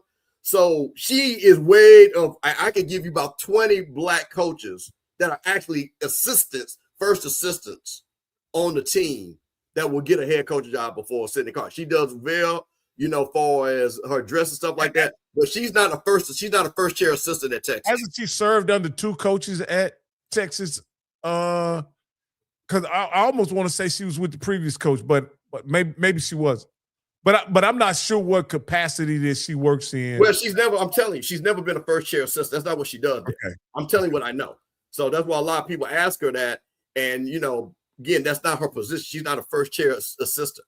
So she's got to move her way up. Texas, they probably take care of her. Oh, yeah. Good as well. So for her, I don't know the economy of women's basketball as well as I know the economy of men's football. I mean, football. But for an assistant coach to take a head coaching job at a FCS or a Group of 5 school, for that matter, it has to make sense monetarily, because who wants to take all that responsibility and take a pay cut? Well, yeah, and like I said, she'll tell you she's a Texas girl. Texas was her favorite school. Yes. She wanted to go to Texas, and she ended up going to Texas A&M and having to win a national championship because she had Sidney Colson right next to her. They had a bomb squad. I think it was 2011. And Texas A&M is not a girls basketball school, but Sidney Colson, there was another girl on that squad that was that coach. It was the coach they had for like 3 or 4 years that ultimately ended up going to Mississippi State. Didn't he go to Mississippi State after he won it at I don't know. That's what I'm saying. I can't remember. Older white guy. Yeah, older white guy. Yep. And this goes back to my point about the older white guy. You know what I'm saying? Older white guy coaching, coaching women's sports, coaching majority black girls, and opportunity. So when you see a Dawn Thornton, a Tamika Reed, I want these women to get these opportunities because, again, they're making all this money.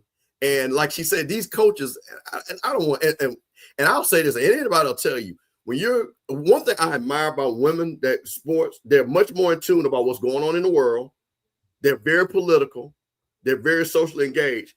And there's a big disconnect when you don't have a coach like, again, a Dawn Staley, Coach Thornton, that's talking to these young black women and things that they're going through. You just can't have, like I say, again, even the thing about hair.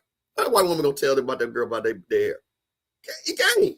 It's just a social thing that we have. And I think black women coaches have that innate ability to be a mother, a sister, and also a leader. And that's why I admire, and it's a tough thing. And I want to keep seeing more and more black coaches because, again, white guys coaching, man, go on somewhere with that. I also wanted to get Coach's take on Andrew Body coming back to Alabama State. Right. I've read several articles where he had other opportunities to leave, even other HBCU opportunities to leave. And he decided to come back to Alabama State. I think that was big for the SWAC and HBCU football as a whole. The Google was on it. He Googled it up. Gary Blair, that was it. And Big Shay, but you got to love Ronald Hunter. Quick on that Google, boy. That's him, Gary Blair. That was the coach. But I also was gonna. I guess we're bouncing around. In that situation with Marshall Faulk, also was out there was Mike Vick and also Deshaun Jackson. So all three of those guys were out in San Francisco, California during that time. So again, I think you're probably right. These guys had engagements, or And I think with Mike Vick and Deshaun Jackson, they were actually doing stuff with the NFL, Right. NFL's the flag football game. Yeah. The Pro Bowl, so to speak. Yeah, Pro Bowl flag football game, correct. So do you think and I will say this, Mike Vick is wearing more Norfolk State gear now? Well, I'm pretty sure that again, listen, man, we this echo chamber, somebody's gonna see something. And somebody's gonna say something to you. You might not like. Again, listen. Scotty it has amazed me some of the things that he says, and people get so mad about it. But all it takes is one person to say it to you, right? So I'm pretty sure. And again, I think Michael Vick, I don't think he was doing it on purpose. I think he was just wearing clothes. But I think people behind the scenes say, listen, you represent our university. It's very important for you as a superstar to wear our paraphernalia. A, we can sell it because that helps the school. And B, people know where you're coaching at. So I think that was part of it. I think he just had a little bit of a learning curve. And I think a lot of people should probably talk to him. I'm pretty sure some of the alumni, I'm pretty sure the AD, the president say, hey, you know what? We understand, coach, that you're wearing stuff, but we would love for you to wear Norfolk State stuff. Again, I think one thing I would give Dion credit. When he rolled in that escalator and came into the AAC Center with that Jack State, he understood it. Same thing with Deshaun Jackson. He wore those Delaware State colors. Because, man, that is important. And I don't think people understand how important it is when you see your coach representing your brand. Because those coaches are the most popular people on the campus. They're out there. Like I say, you don't see the science teacher on Sports Center. You see the head football coach, whether you're Michael Vick or you're Deshaun Jackson. And you want people to ask, where's Norfolk State? You want people to ask, where's Delaware State? Because that starts a conversation. Because a lot of people, when I'm out and about and I'm driving around or I'm wearing something, and there's nothing funnier to me, I'll see some white person and they kind of heard about the band, you know what I mean? Or they'll mispronounce FAMU, or they're from Florida. Oh, I love the band. But it starts a conversation. And the first thing I say, yeah, we're definitely more than the band. One of the best schools out. Oh, I didn't know that. Well, I just told you. Yeah, I think for HBCUs, brand recognition is so important because unfortunately all HBCUs are kind of grouped in the same, in one big group, and you know this because you've been in the space a long time. As I've come to understand, each HBCU has its own particular culture, history, and traditions. You know what I mean? They're not all the same in any way when you get down to the particulars of each HBCU. Well, it's no different than is Texas A&M the same as Houston? Absolutely not. No. Texas A&M ain't the same as Texas. They let you know that we're not the same. It's the same thing. Auburn and Alabama ain't the same. You know what I mean? Vanderbilt and University of Tennessee are not the same. But the only point I'm thinking is that HBCUs are often grouped together but I'm saying even with that same group, because you have people from and again, that's a human thing. You know what I'm saying? Yes. People from the Big Ten think all the people in the SEC are rednecks and cut. Well, they mostly are, but I'm just saying, it's part of it. But the one thing that what I like, again, I was out in LA. I think remember we talked about this. Yeah. I was out in LA last year for New Year's. Jack State band was out there in the Rose Bowl parade. I had my FAMU stuff. I saw Jack State people. I saw Hampton people. I saw A&T. Everybody was just out there that was just speaking and stuff like that. We were at a restaurant, met a guy. Again, he was a Hampton guy. Jack State people were there. A&T people were there. And we were just all talking, man. It was just a vibe. And all of us said, man, we just proud that Jack State was out there representing HBCUs. That was a really great thing. Hey, before we get out of here, guys, we have the number up. If you want to call in, you certainly can call in. But I want to ask Mr. Campbell, or you guys can put it in the chat. Has there been anything that has surprised you? Because let's be honest, compared to the last 3 off seasons, this has been pretty quiet off season for all the schools, right? When you really think about it, as I can remember, there were a lot of, I would say, jockeying for position, player movement, coaching movement, all that kind of stuff. Even institutional instability going on in the offseason. This has been a pretty calm offseason for schools in the SWAC and the MEAC for that matter? Well, you know what I think? We finally got some consistency with everybody's now all these massive changes at the president and, and the AD and things like that. I think, again, for FAMU just kind of settled in.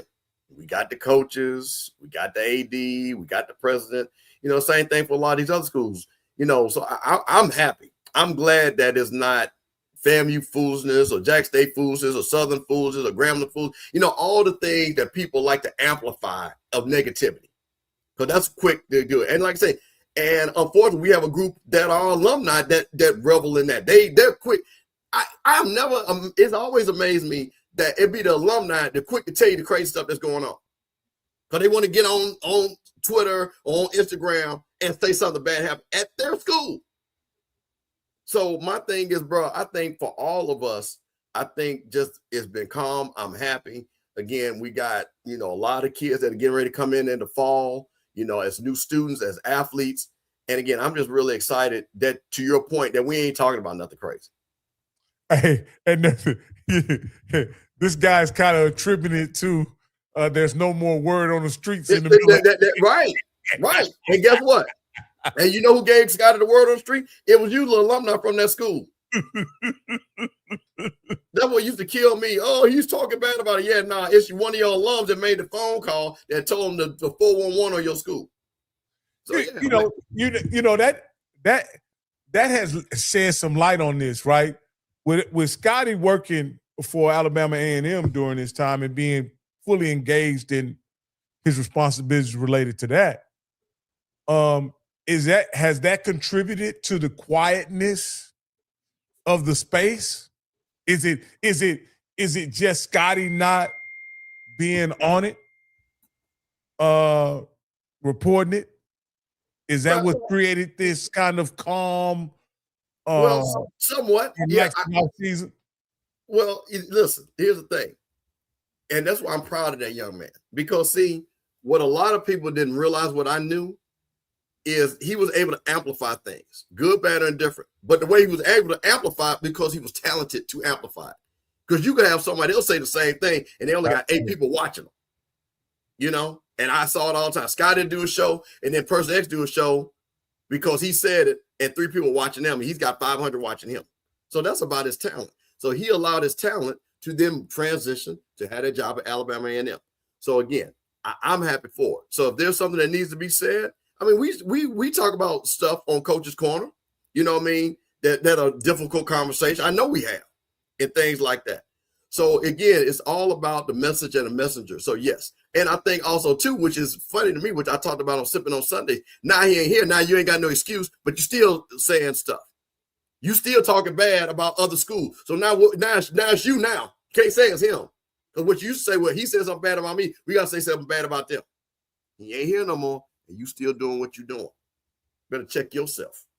Now, you said Andrew Porter news would have been a big story this offseason. Let me say this. I think Andrew's story is a big story, but it's not the story everybody expected. You understand what I'm saying? And because it wasn't the story everybody expected, nobody's gonna, in this space, this is just what I've come to understand, that y'all are quick to criticize each other. There's not a lot of praise of each other in this space when it says, Alabama State did what they were supposed to do. They stepped up and kept Andrew Biden. Well, see, that's what I'm seeing. You prove my point. No, yeah. That's a loud corner of the same 25, 30 people. Absolutely. And I can name all 25 I want to be messy of who they are. But the rest of the regular people were happy that Andrew came back. You know me, I was the first one that says he needs to come back. It's best for the SWAC. It's best for Alabama State and things like that. So I'm super excited. I'm excited that he came back. Hey, we got a special guest tonight, a full bona fide SWAC legend, also a transcendent quarterback in his own right, none other than the Grambling State legend, Bruce Eugene.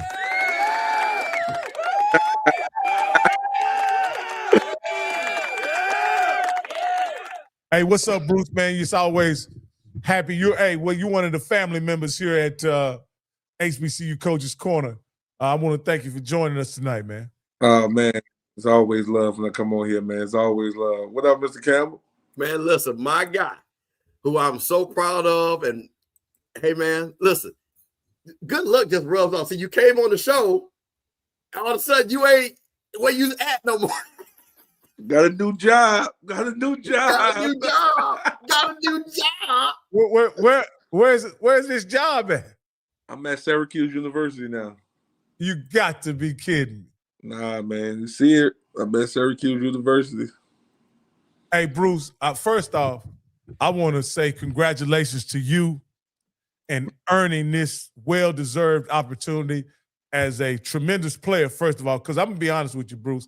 Until you win a national championship as a coach, you're going to be always known as a guy that threw 60 touchdowns in 1 year, threw for over, 5,000 yards as well? Like, that's what you're going to be known for.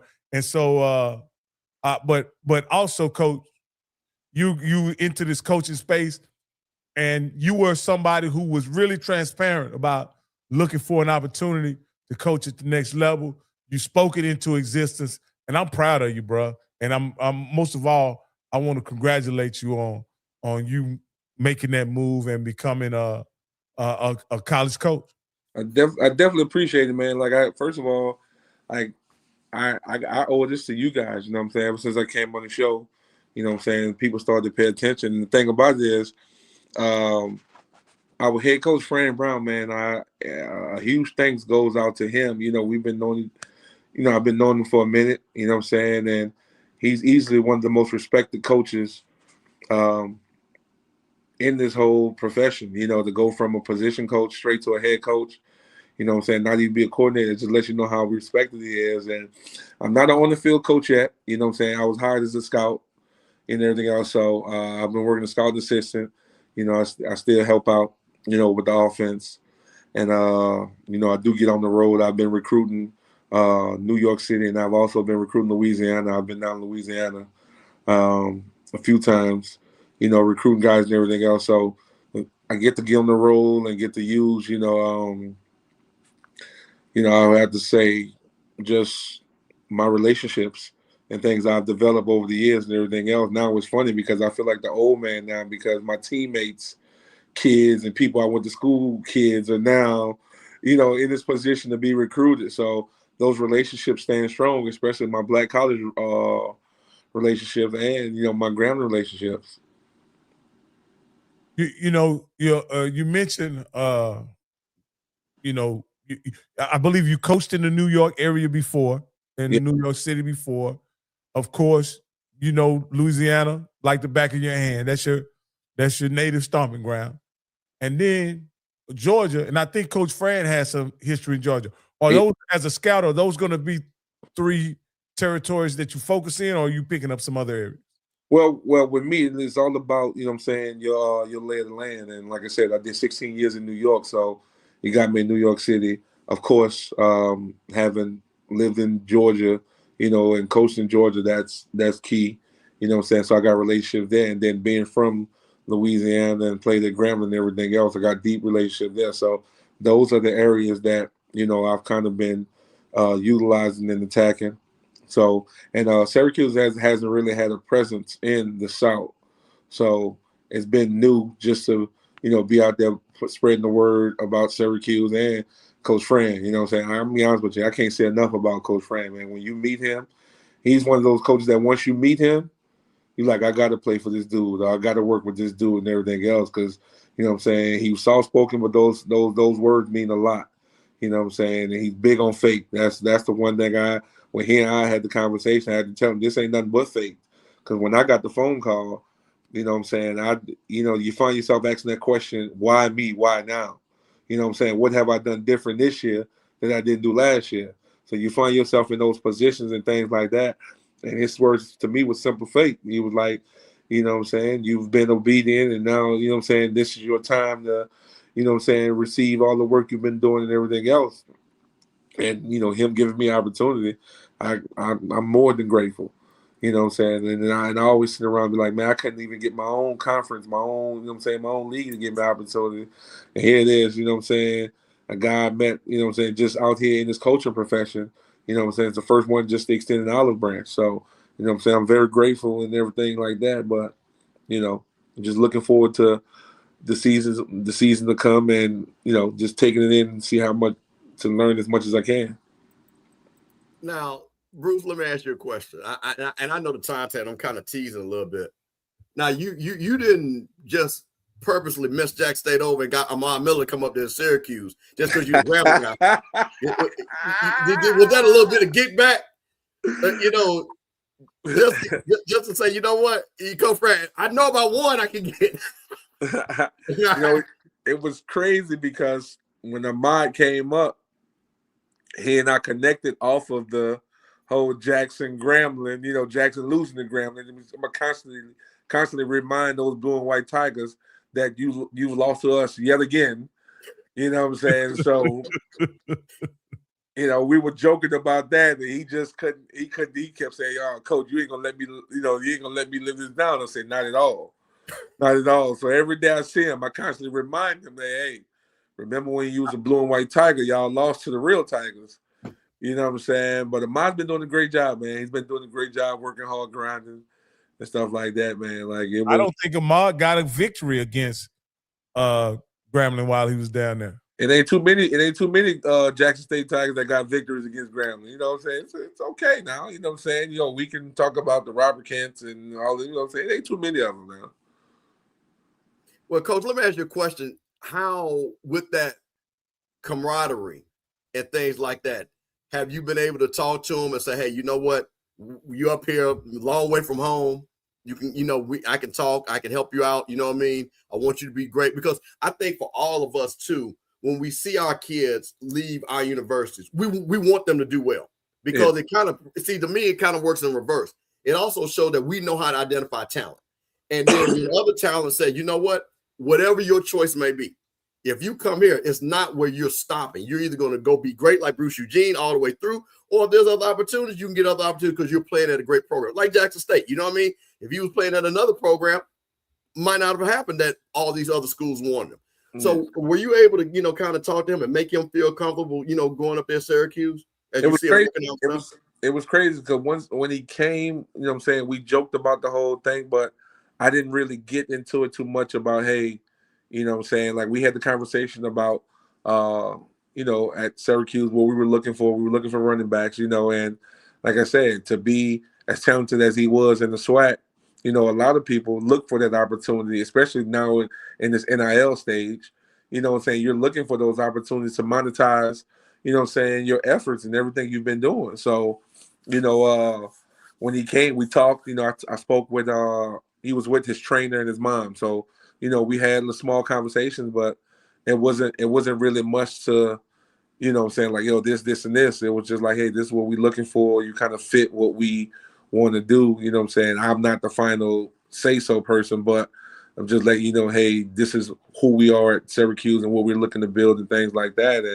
And, you know, he went home and he thought about it, and, you know, all the other opportunities he had, and he just felt like Syracuse was the best place for him. And I'm gonna be honest with you, you know what I'm saying, the way Coach Fran has it set up and the way he has it going, I'll be honest with you, you know what I'm saying, like, I know, like, Mr. Campbell, I know you're HBCU guy, but I guarantee you, if you to get up here and come and meet him, and, you know what I'm saying, you too, Rock, if you to get up here and meet him, you know what I'm saying, who he is and what he stands for as a man, a black man, you know what I'm saying, out here in this day and age, and just being able to look at him every day and be like, man, this can be me one day. You know what I'm saying? That's a great leader, you know what I'm saying, that I look forward to following and learning from. Yeah, hey, Bruce, like I say, man, I'm ecstatic for you, and I'm so happy that you got an opportunity, because one thing I was able to pick up from you while we were there in Atlanta, just sitting down and spending time with you and even hanging out with you, is that you're a great guy, you're a great person, you got so much football intelligence, you know what I mean? And it was incredible just to see how you saw the game and how quick you processed the game in the moment, you know what I mean? And so, and And the crazy thing, if you go back and look at how the SWAC championship, the Celebration Bowl, it literally unfolded the way you thought it would, and then it almost seemed like Chennis Berry did what you said he should do coming out the gate, and toward the end of the game. And so it was just funny to watch how to go back and watch that. I don't know if you went back and watched it when we did the show right there at the hotel, how much of the game, the way the game kind of played out was based on the things you said that night before the game. Yeah, it was crazy. It was funny, because again, they got, you got the people who feel like they know it best and everything else and all that, and it's just like I tell you, we kind of benefit, like those who played the game, kind of see the game different, than the ones who haven't played the game, because again, you see it, and then we're not saying that you don't know it as much, but strategically, I got to come out, and I kept saying about that time of year, because you got 10, 11, 12, 13 games on them that you can watch and, kind of get, kind of get a glance of what they do best. So you got to be able to come out and give them something that they don't expect. And that's why I was saying is if I'm South Carolina State, they like to run the ball, like I need to come out passing it, and I need to come out, getting people involved. I need to come out with the QB, I want to throw it with them. All right, let's quarterback run them sometime. Let's give them something different. When the other quarterback came in, he's a runner. So now guess what? Let's come out throwing the ball with him, because now they expect me to do all the quarterback runs with him. So it was just little things like that where just different wrinkles and stuff, because again, we were the same way when I was at Grambling, everybody knew what we was going to do. So we always had a wrinkle up our sleeves, but you couldn't stop what we was doing. So and in that interview, in that show, me and you, the only two people that thought Stubblefield could play a part in the outcome of the game. The other guys were insisted that Atkins would be the guy, and I just thought the game was set up for a guy with mobility like Stubblefield. Atkins came out playing nervous. He was, to me, he played scared. He was uneasy. He let the rush get to him, and he was watching the rush too much instead of just playing his game. But then when Stubblefield came in, and see, it was perfect for Stubblefield because he's a Houston guy. So now, being a Houston guy, you guys looked over me. I didn't get the chance to go to Prairie View. So now I get my get back, and what better way and who better to do it against than the local hometown team. With top defense and everything else. And he came in and put on the show, man. Yeah, he absolutely did, man. So let me ask you this: since you're in your new position, is there anything that has surprised you about being at the big time? Since you've been there? Yeah, just a little bit. It's the attention to detail. It ain't really surprised me, but the attention to detail at the stage and the very minute thing can really, really kill a program. Like everybody has to move as one. From the cafeteria worker to the janitor to those people that you don't even think you need. Like everybody got to move as one around the facility just to make everything go. And then you got to have the perfect leader. And Coach Fran is pretty much the heartbeat of Syracuse. Like when we went to the basketball games with some of the junior days for the recruits, all the student section go crazy when he walks in. They get crazy, and everybody's Coach Fran. Everybody try to shake his hand, everybody do it. So he literally has the heartbeat of the campus, and that's the thing when you want a leader, somebody that, moves that way. And then, like I said, when you talk about having faith, everything about him is built on faith. When he tell you the story of himself and his life and everything else, if he didn't have faith, he wouldn't be where he is nowadays. And every morning he gets up, first thing in the morning, he sends a prayer to our coaches group chat, the players group chat, and then his family group chat. You know what I'm saying? Because he lets you know that everything with me begins and ends with the man above. So that's the one thing about it is, man, when you got a guy of faith leading your program and stuff like that, you can't do nothing but win. Let me ask you this last thing I'm going to ask you, Bruce.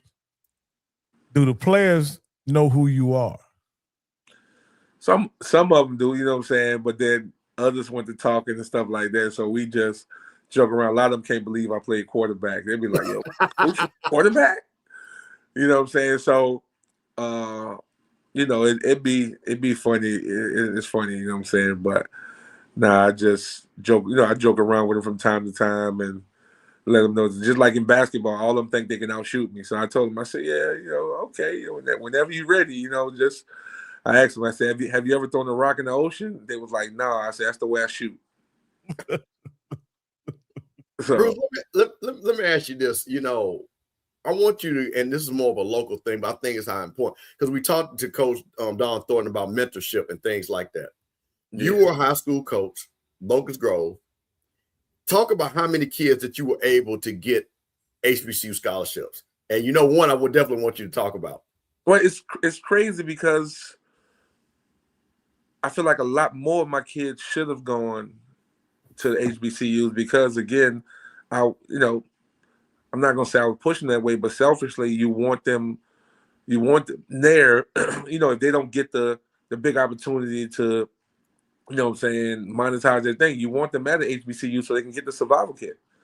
You know what I'm saying? So I was trying to push more of them that way, but, you know what I'm saying, like you said, the one and only ended up on the yard now. He a rattler, so you know what I'm saying. My QB, you know what I'm saying. He stood strong. You know, he wanted to go to FAMU from the day we went and took the visit, the day he met you and started to look into it and learn it. He wanted to go to it, and you know what I'm saying. I'm proud of him. You know what I'm saying. I haven't really talked to him much because I'm trying to give him some time to learn and grow up and how to be a college kid. So when I talk to him, then we can have that long talk about how's it been going, how's the meetings, how's this and everything else. But, you know what I'm saying, I've seen videos. Of course, you know, me and his dad talk. Yeah. You know what I'm saying? So I'm proud of him that he's, you know, getting it done. I have my other kids, my linebacker, Zach Adams, he's at Georgia State. You know what I'm saying? So I'm happy he's doing. My son, you know, he's at UNLV. So okay. They're already on campus. I have Andrew Turner's at Point University, so he's already on campus. So, like I said, we got some guys already on campus in place, and then we have other guys that'll be starting. This summer. So, that Locust Grove team was a special team. You know what I'm saying? So, you know, to see all those guys getting the opportunity to go to school and everything else, I'm proud of all of them, man. They always know I'm one phone call away. Well, that's all. You know, I'm excited about my man. You know, when you got down there and talked to you, and I'm just glad that, you know, you and Coach Quinn Gray, because you know it's a little bit. You can't hear. You can't hear. Oh, I don't know. You might have to come back in and come back out.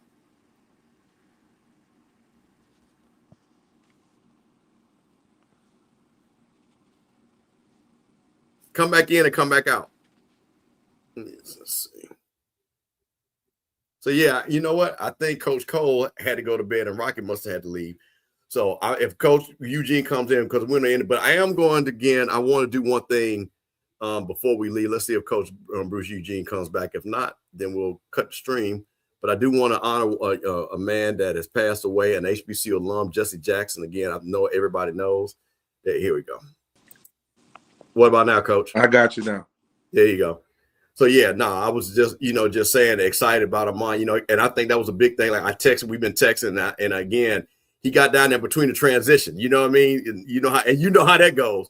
But luckily, you know, again, Coach Quinn Gray had a lot of faith in you and believed in, you know, what you said about your, you know, belief in Armand. So I think he's going to be outstanding because, matter of fact, I think he's the only FAMU freshman that's down there enrolled.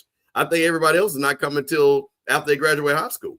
And so that was big for him, and I was pushing for that because I wanted him to get there this spring, just to get acclimated. You know what I'm saying? Just to get around the guys. You know what I'm saying? We all know when you're trying to get an opportunity to play as a freshman, you know, that getting there in that spring semester to get acclimated, lifting with the guys, getting stronger, getting that opportunity to play in the spring game.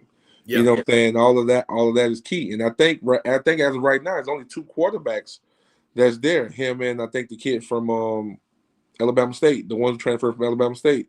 Right. I think they're the only 2 there right now. I'm not sure. But like I told you, if it is, then guess what? That puts you in a great position to have opportunity, you know what I'm saying, to get a jump before everybody else get there. So, you know what I'm saying? Me knowing him, I know he's going to work. He's going to grind. You know what I'm saying? That'll never change for him. The location, the places may change, but his work ethic and who he is as a young man never change. So I'm not worried. Well, that's awesome, Coach. Well, Coach, listen, I'm not going to hold you long. What we're going to do before, we're going to have a whole show. We're going to have to bring, like, the Super Friends will get all the black quarterbacks on and let you guys talk and chop it up before the season comes on, man, because I'm super excited, man. Glad that you're at, you know, Coach Fran Brown understands the assignment. And I will say this, he's another person that goes viral a lot because he is a tremendous motivator. Sometimes I just watch Coach Brown, you know what I'm saying? Yes, he is. Things that he says, even at the darkest of the dawn, he still makes you feel good, you know? And I think that is just tremendous. So, he has that way about him. He has, let me tell you something. That's why I want you to meet him, because I'm telling you, if you meet him, like he's a dope individual. Well, this is what we're gonna do. I got a good friend that played for the Knicks. I'm definitely gonna, because we've been talking. I'm coming up there for when the playoffs start. Get you a coach come down there. I'll get y'all some tickets, Knicks, and then, you know, I can introduce you to a great Syracuse alum, John Wallace. That's my guy. Oh, absolutely. We can chop that Syracuse thing up. Yeah, absolutely. Like I said, and I'll get you to meet Coach Frank, because I'm telling you, he's a great guy to know, man. It's just something about him, you know what I'm saying, that his aura that makes people want to, you know what I'm saying, play for him and follow him. And, you know what I'm saying, like he's a great leader. Like he's not one of those that just rah, rah, rah, rah, rah, you know what I'm saying, that just like everybody feels a part of what's going on. Yeah. You know what I'm saying? That's the one thing he does that's great and everything else. And that's why he's going to win. And that's why us as coaches and, you know what I'm saying, staffers, you know what I'm saying, want to go hard for him to make sure he excels, because of the way he treats everybody in the building, not just like everybody around the whole campus. That's awesome, man. That's awesome. Well, Coach, I appreciate you coming on. We're going to set this thing up. You know, I'm going to be talking to you. Definitely get me and Armand on the phone. And then, Coach, like I said, man, I'm just happy to be a part, to see your success, because, you know, once again, you know, the bigger thing is, it's not about that they know you're not. It's about that you had the ability because you were a G-man, and you can go anywhere because you was a G-man. So it don't matter, Coach. Don't matter. You know, I survived anyway. You know that. That's the one thing about HBCU got. That's it. And that's the bigger thing is they ain't got to know who you are. We let you, once we get there, you know who we are. And that's what I'm so proud about it is. So I know you're going to represent, like I say, for yourself, your family, and for, you know, the Grambling Tigers. And again, man, listen, but Coach, you got to do me one favor now. Don't be coming around here stealing all our guys now. You know what I'm saying? Nah. Or I will say this. Now, you know, you out there on the recruiting trail and you see a kid that, you know, opportunity to send them down to the SWAC. Tell them we take good care of them. Send them to the SWAC? Send them to the SWAC. Okay, if they don't come to Syracuse, we go to the SWAC. They come to the SWAC. I didn't say what school. Just come on to the SWAC. Come to the SWAC. Man, absolutely, man. Our spring game, April 11th, 7:30. Hey, listen, we're going to check in with you right after that. Man, absolutely, man. We, like I said, we got some special stuff, man. It's we all right. We working. There you go, folks. D. Bruce Eugene, SWAC legend, now coach at Syracuse University. All right, my guy. Good night, Mr. Camp. Good night. All right, guys. You know, that was another great HBCU Coaches Corner. We had my homegirl, Dawn Thornton. But I do not want to get off without talking about an HBCU alumnus, North Carolina A&T, an actual athlete, quarterback in North Carolina A&T, the Reverend Jesse Jackson, who passed away, who was a person that was mentored by Martin Luther King, who was a person, as they say, fought the fight before the fight even started, who went and rescued hostages, who talked to presidents, who talked to dictators, who talked to the common man and told people, I am somebody. I want to play, as we leave, his speech at the Democratic National Convention, because I know all you've heard the I am somebody speech, but I think this speech that I'm getting ready to play really talks about what Jesse Jackson believed in and what we all should strive to be. So let me play that right now. And I appreciate you all joining us for HBCU Coaches Corner.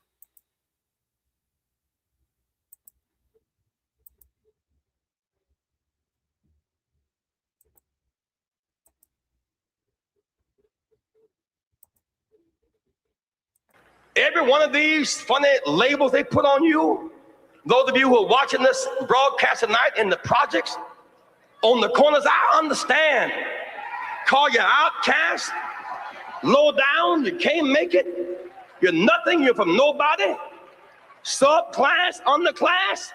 When you see Jesse Jackson, when my name goes in nomination, your name goes in nomination. I was born in the slum, but the slum was not born in me. And it wasn't born in you, and you can make it. Wherever you are tonight, you can make it. Hold your head high. Stick your chest out. You can make it. It gets dark sometimes, but the morning comes. Don't you surrender. Suffering breeds character. Character breeds faith. In the end, faith will not disappoint.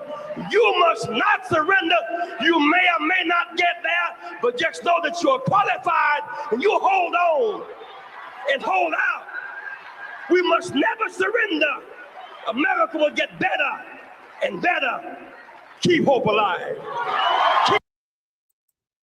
Never surrender. Never surrender. That's all I ask all of you all to do in these times. Don't surrender. It's Mr. Campbell, HBCU Coaches Corner. We'll see you guys next Tuesday. We'll have somebody great on. See you guys on Sunday. Me and Zoe sipping on Sundays. Appreciate you all watching it. And, man, like I say, man, be good to each other, man. And remember, we're all in this thing together. Have a good night.